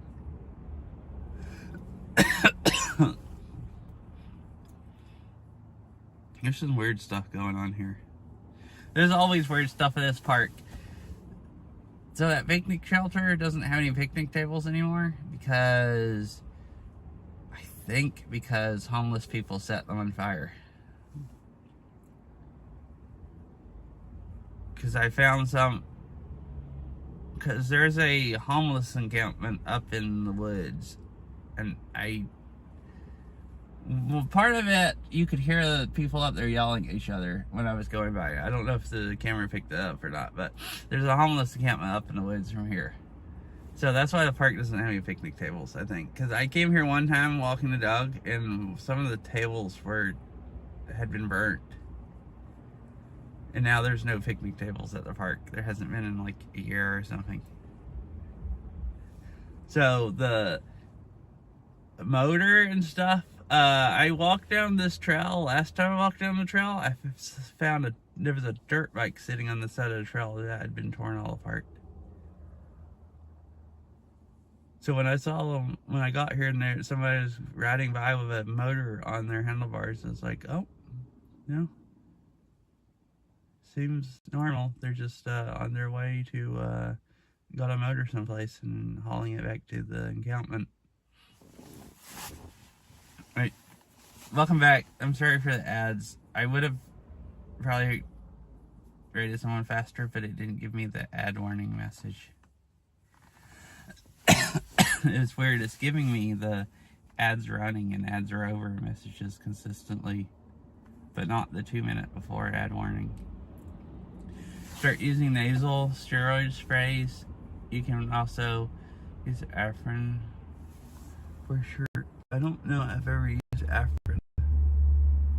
Short-term release, no more than 3 days to help with that. What sounds like cough induced by post-nasal drip. Ah, okay. I mean, I'm really not, I really don't feel bad today. I'm just having a hard time talking, and I feel like coughing occasionally. So, I'm hoping tomorrow I won't feel bad at all. So hopefully tomorrow it just won't be a problem. But yeah, I need to remember that. When I get home, I'm going to use Flonase and see if that, helps. Because, I have been outside also. Like, my allergies they didn't really feel like they were bothering me that much when I got up this morning. But, we did also open up all the windows to air out the house today. Oh, dang it. That reminds me, it's going to be cold. I wonder if Errol shut them. They might still be open. And our heat pump doesn't work. So we have to heat up the house with space heaters. And it heats up really slowly. So it might actually be really cold when I get home. Probably not too bad. When I got here, it said it was like 52. So it's not that cold even outside today. Yeah, so you might not even know about the heat pump that died a few years ago, because that was before you watched, because you've only been watching me for like a year and a half or something, maybe 2 years. So like our heat pump died 3 winters ago. That was like a cold December, and it just freaking died. There was a couple days where it got down into the teens, and it died on the last day. It just couldn't handle the cold weather. Like, it, I guess, burned itself up. So we went the rest of the winter. Well, the compressor quit working, so it had heat strips. So we went the rest of the winter, we just heated the house with heat strips or used space heaters. And then that summer, our landlords, they said they were going to replace it, but they hadn't ever replaced it, so we didn't have any AC. So we went and bought our windows don't work very good with window units, because they're like the type of windows that like swing out. They don't like shut, up and down, so you can't like close it on a window air conditioner. But we bought the ones from Costco that has like the 2 hoses from Costco, because they're cheaper there. They're like the 8,000 BTU ones. And bought like 3 of those and stuck them in the windows with styrofoam, basically to shut off half the window. And that didn't have to support weight like the whole air conditioner. So you could just wedge them up in there good, and they'd stay. So we went a whole summer like that, which was mostly fine, except for every single day that it got up into the 90s, which were quite a few that summer, it would be like 80 or 85 in the house until it started cooling down about 10. So there was a few nights, like, I didn't go to bed until like 3 or 4 because it was so hot. I just couldn't sleep until 3 or 4. So finally, the next winter, like halfway through the winter, they installed a heat pump. And that one seems to have leaked all its Freon out. Because it does still heat just a little bit, but just barely. Like, if it's above 40 degrees, it can keep the house warm. If it's below 40 degrees, I haven't ran it that long since it started not heating, because I'm worried about burning it up. But I don't think it can even keep up and keep the house warm below 40, because it doesn't have heat strips. It's like a new heat pump, and new heat pumps, I guess, can work below freezing. This one supposedly is supposed to work down to like minus 10 or something like that, or 0 or something. I don't remember exactly. So basically it doesn't heat unless we want to try using it and probably burning it up. And they don't seem like they're in any hurry to fix it. Like, they need to just pay for someone to come out and figure out where it's leaking. Because it heats really slowly and it defrosts every 15 or 20 minutes. So it sounds to me like it's definitely low on frequency.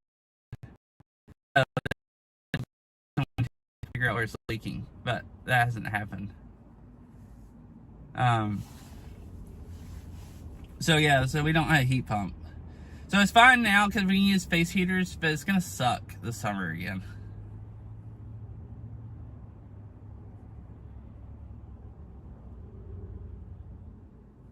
I don't really want to deal with it being like 80 something degrees inside every time it's hot outside.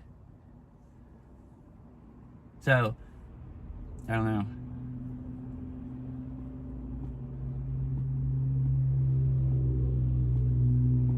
Yeah, I know we could probably get them to, like,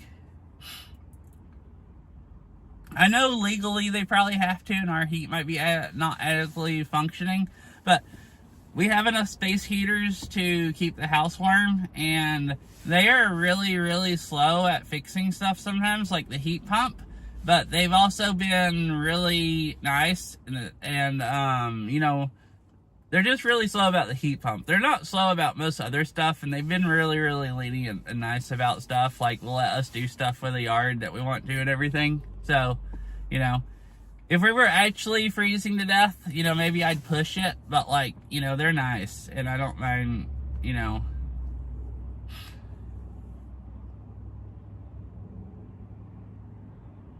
If it, you know, I would be more likely to if they had to provide air also, but like we can heat the house. We're just having to use our space heaters, and like they keep it warm. It's just heating the house back up if it got cold from the windows being open all day. It's just gonna take like.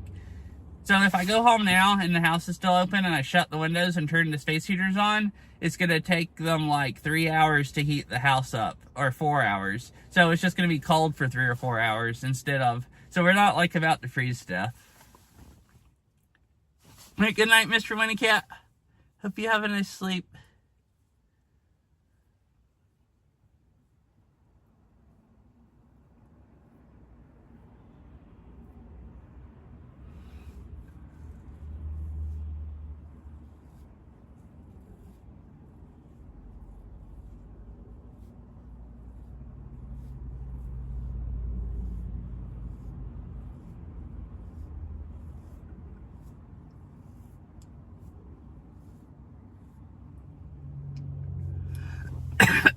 Oh, interesting.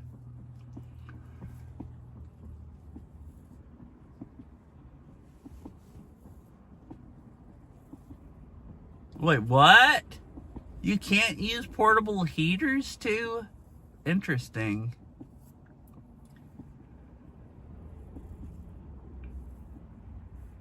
Before I moved to Washington, I definitely lived in a house that only had portable heaters.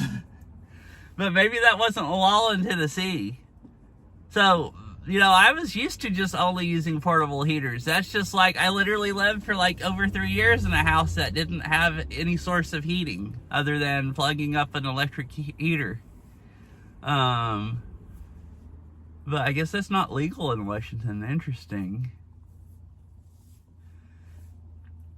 Well, our heat pump, it says below 60 degrees. Our heat pump functioning. Yeah.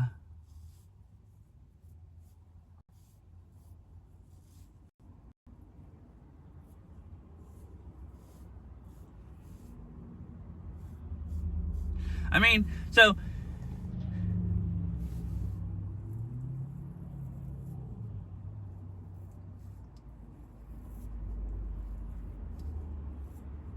they, yeah, I don't know. The thing heats the house, so it says temperature of at least 68 when the temperature is below 60. I mean, it heats the house. we're not using because we don't want to burn it up. Because I think they'll eventually put Freon in it and fix it. And then we'll have AC. Where if we use it right now, which to begin with, they were trying to tell us just to go use it as it is. If we use it right now and we burn it up, I don't think they're going to buy a new one to replace it. They might replace it with a furnace because that'd be cheaper because they were like, you know, or something. Who knows? I figured they would just have us do portable heaters, but I didn't know that was illegal until just now. And it's like, well, I'm not going to go burn their heat pump up because I don't want to go through another summer without air. And I don't really want to move either unless I have to. But if they don't, but our lease is up the end of June, and if this is not fixed by the end of June, well, if it's not fixed by the beginning of June, the end of May, where I have to give them a 30-day notice, I'm not living in the house past the end of June. If they don't put Freon in it by then and it's working good, because it's just like, I don't even work close to where I live now, and I have to drive like halfway across the metro, and it's like, I just don't want to live someplace where it's 85 degrees sometimes when I get home and I want to get to bed.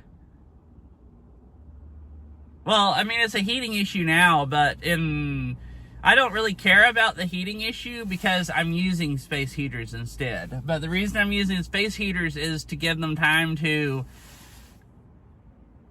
find somebody to put Freon in the thing before I just run the heat pump and burn it up and then just not have any cooling, because they don't have to legally provide you with cooling. Like, tons of houses don't have cooling in Washington, and we have those other things, but even 3 of those can't keep the house down below the 80s. So, you know, that's what I'm more worried about, you know, not having a heat pump is, you know, dying in the summer from the you know, not having AC.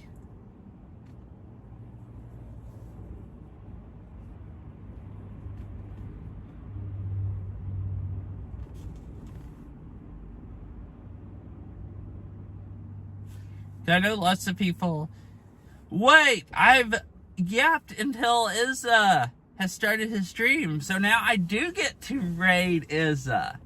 Man, I wasn't just wasting time sitting here in the car blabbering for 15 minutes. I was just refreshed the Twitch app and saw Izza's live.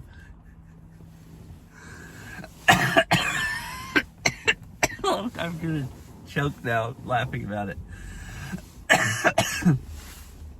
But anyways, yeah, I mean, I know it might not be the heat pump works. Like, they were telling us to begin with, just keep using the heat pump, with it just barely working. And it's like, well, one reason I don't want to do that is if it runs 24/7, our power bill is going to be like $1,000 or something. The other reason I don't want to do that is they don't understand how heat pumps work, and I think that will burn itself. It'll burn itself up running 24/7 or almost 24/7. The last like full day we used it, it would like turn on, run for 5 or 6 hours, and then turn off for an hour until the house cooled off a few degrees, and it would turn back on and run another, 5 or 6 hours. So it was running almost the entire day of every day. And that's not even when it's cold outside.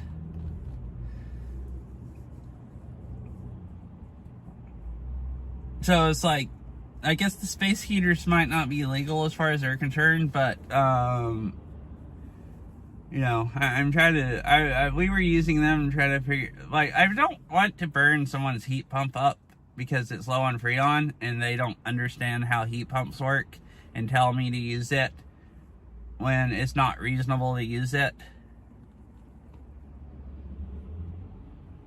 Burn it up in the summer and make it issue in the winter to get it fixed. I mean, that could be a way to get heat, yeah. But, and that would be a way to have air. Because it would, until it burned itself up. Because it would cool a little bit.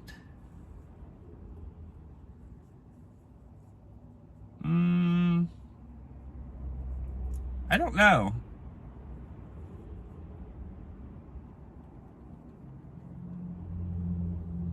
I actually don't know.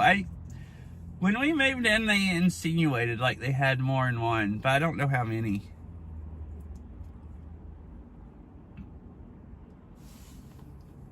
It's a couple, or at least one of them has a full-time job, so if they do have a lot of houses, they're not getting freaking rich off of it, since they still have to like work themselves. It's not like that's one reason I didn't want to push. Like, they're actually nice people that try to do, like, you know, treat people decently. They just don't know how heat pumps work, and they're really slow about some stuff. Like, and I think part of why they're slow about the heat pump, because they don't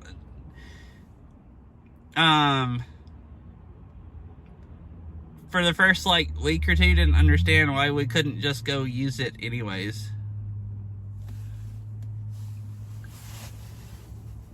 Dang, that is crazy. 6 houses in your 30s? That's actually just crazy. There's someone in your neighborhood that has 5? Dang.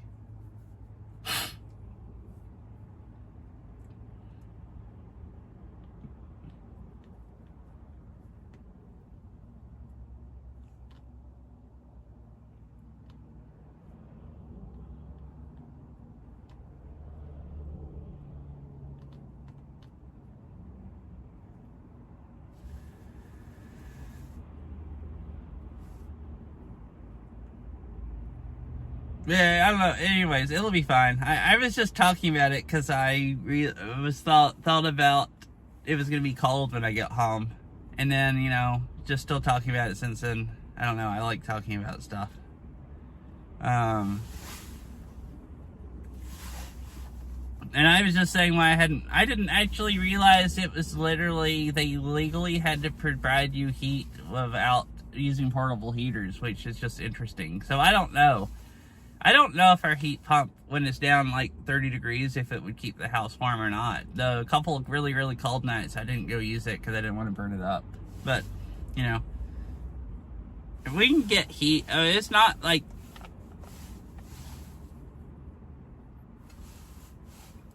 I mean, it's not that bad.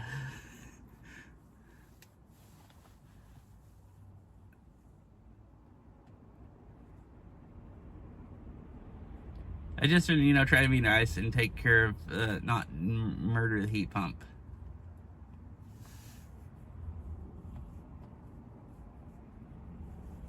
Wait, really?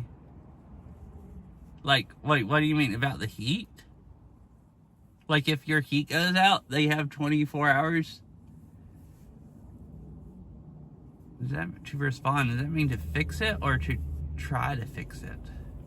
Can you even freaking find somebody that would install a heat pump in 24 hours? Like here, at least?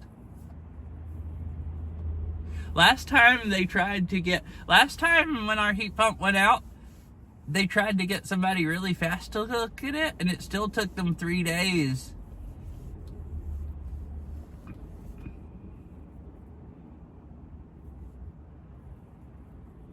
Oh, I see. Interesting. Well, that keeps you from freezing though. Getting an appointment, yeah. Yeah, it's kind of crazy, which doesn't surprise me because a lot of stuff is really in high demand here.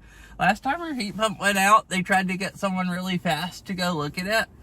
And they finally found somebody to show up after 3 days. And our landlord, she was telling me that was she probably called 20 different people and most of them were just like, no, we're booked up, we just call back later. And some of them said they'd call her back and they never did. And out of like that many places there's only one place that she got to finally show up after 3 days. I was like, well, yeah, that seems about like that checks out about my experience with, trying to get health care here after, I messed up my knee and I couldn't get an MRI for a month. So, or trying to get somebody to fix something else. So it's like, that seems, a reasonable like scenario that would happen. You literally can't get someone to fix your. That's why I was wondering if you could even find anybody that would install a heat pump in 24 hours here. Like, I'd be shocked if you could. I mean, it'd be doing pretty good to find someone that would show up to your house in less than 24 hours. I feel like. But yeah.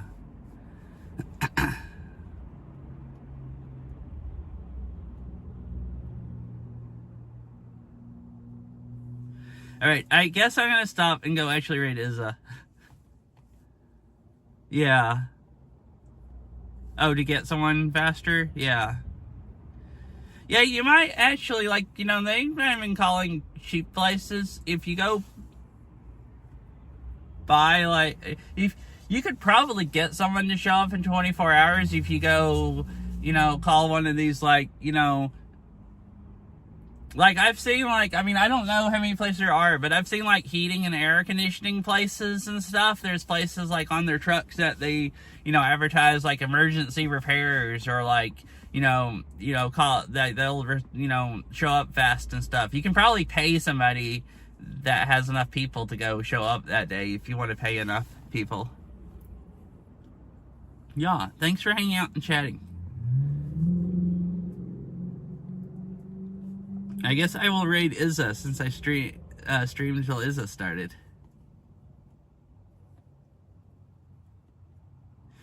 Yeah. And don't worry about our heat, Ari. It'll be fine. We have plenty of heat. It might or might not be legal, but I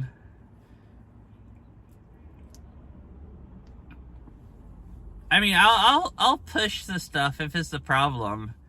It's just, I like to be nice to nice landlords and give them extra time if we do have space heaters and we're not freezing and not ruin their. Like, they have let us do stuff at the house that technically you're not supposed to do, like, in the lease and stuff like that. Like, I think you're not supposed to work on your car and stuff like that. It's like a lot of leases and stuff. They've been like, I've had other equally nice landlords, but they're like a nice, understanding landlord that doesn't hold you to the T and stuff and don't really care. As long as we don't, like, destroy the house and stuff and we take care of it, they don't really care what we do. And, I try to be nice to people like that back and give them, more time than they legally are supposed to have to fix the heat if I'm not, like, freezing to death because of it and stuff.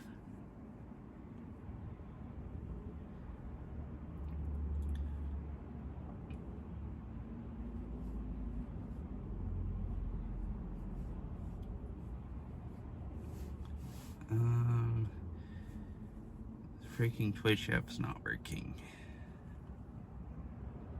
Alright, here we go.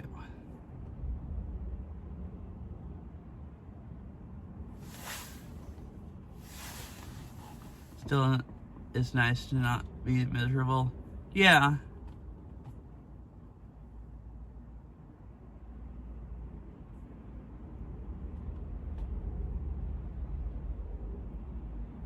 I mean, the house would be nice and toasty warm. It's just probably cold because we aired it out, so my allergies didn't kill me. So it's like, normally with it, the weather this time of year, like, so actually what I've been doing is I hooked up one, because I didn't really want to spend the power on space heaters. What we mostly used is I hooked back up one of those ACs that we got at Costco. They're actually the ones we got at Costco are the nice ones. They're heat pumps, the ones with the like double hoses I was talking about, so it can actually heat. And those things are 8,000 BTU, I think, or 12,000. I think they're 8,000, at least with cooling. I'm not sure how that comes into heating, but anyways, that thing by itself, other than the cold days, like the last 2 days and stuff, where it's been in the 50s and then 40s and stuff, that thing by itself has pretty much been keeping the house like between 66 and like 68 degrees, which is what we normally keep it anyways. We maybe keep it like 67 to 68 or something. So, or at least most of the day. I've just had it on and let it heat the house up to like 70 in the day, which I like it being 70 more anyways. Beryl doesn't really like it being that warm. I think Beryl would keep the house low 60s on purpose if I wasn't miserable like that. You know, actually, no, actually she would, because when I first came up here, oh gosh, she'd keep her house like 60 or 62, and I was just like, oh, it was horrible. Like, it would make my feet and my hands would freeze and hurt. Like, it was horrible. So actually, the only reason our house isn't so cold that I'm miserable all the time is we just keep it that hot just for my sake. I didn't even think about that. It's like, you know, she would actually be just fine if the heat pump didn't work and everything. She probably wouldn't even care if it's in the 50s some of the time. But yeah, so I've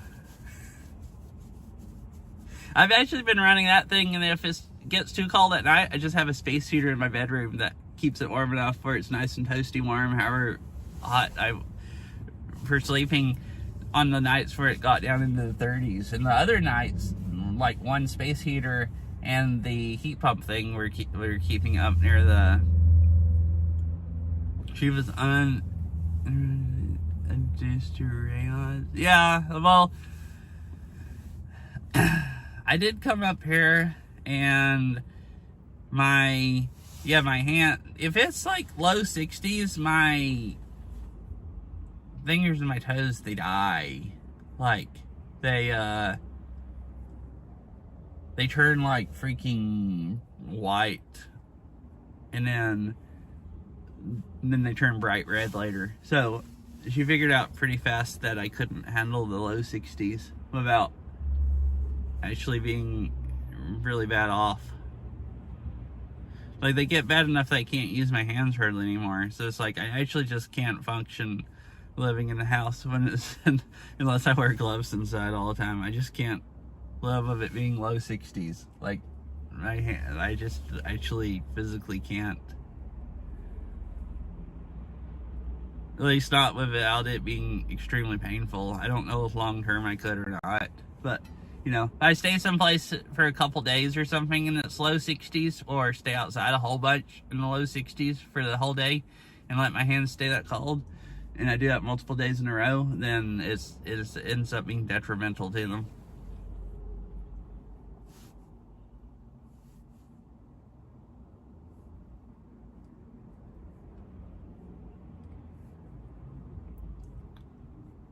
Wait, I stopped talking now. I don't know why I'm in, maybe why I was in such a talkative mood and keep talking tonight, but it's been like, and especially I don't know. Almost every time I've streamed since I started, I'm freaking going on with something else. But almost every time I've streamed since I've started my new job, so I've mostly felt socially drained. Like, the entire time since I started my new job. Like, I'll recharge a little bit on my days off, but not really enough. And there's been a few days that I streamed, it's like, man, I really want to go stream and talk to chat and people I'm used to talking to, but I just don't want to talk to anybody after work. And I've just been making myself, I'll just go stream anyways, and I haven't regretted it any, but sometimes then I will stream, and then the next day I'll be like, oh my goodness, I don't want to go to work today. I went to work the other day, and then I streamed yesterday, and I still just feel, and I actually don't feel like that today. So maybe maybe I've gotten used to work enough that it doesn't socially drain me to the point that I have to force myself to talk to people. But then if I don't force myself, I could just not force myself to talk to people, but then I'll not talk to anybody and be sad about not talking to people. So maybe now I can work and still feel like talking to people. So maybe that's why I was excited, more chatty today. At least I feel like I've been more chatty. So anyways, with that, I will actually start the raid.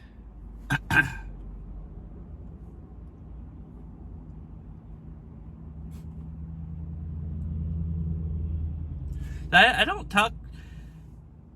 It's kind of nice. Most of my coworkers at work, they're not super chatty either.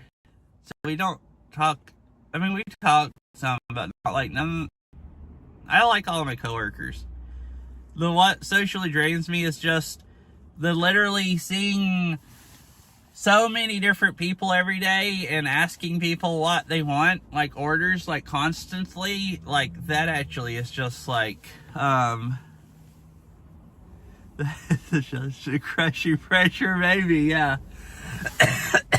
I'm used to being stuck there for 7 hours behind the counter asking people, what would you like to drink today? Or something. It's like that. Or you know, yeah. Maybe I'm getting used to that.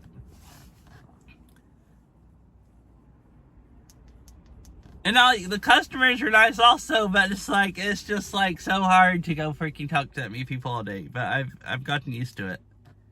And most of them about half of them I know by name now, and about the other half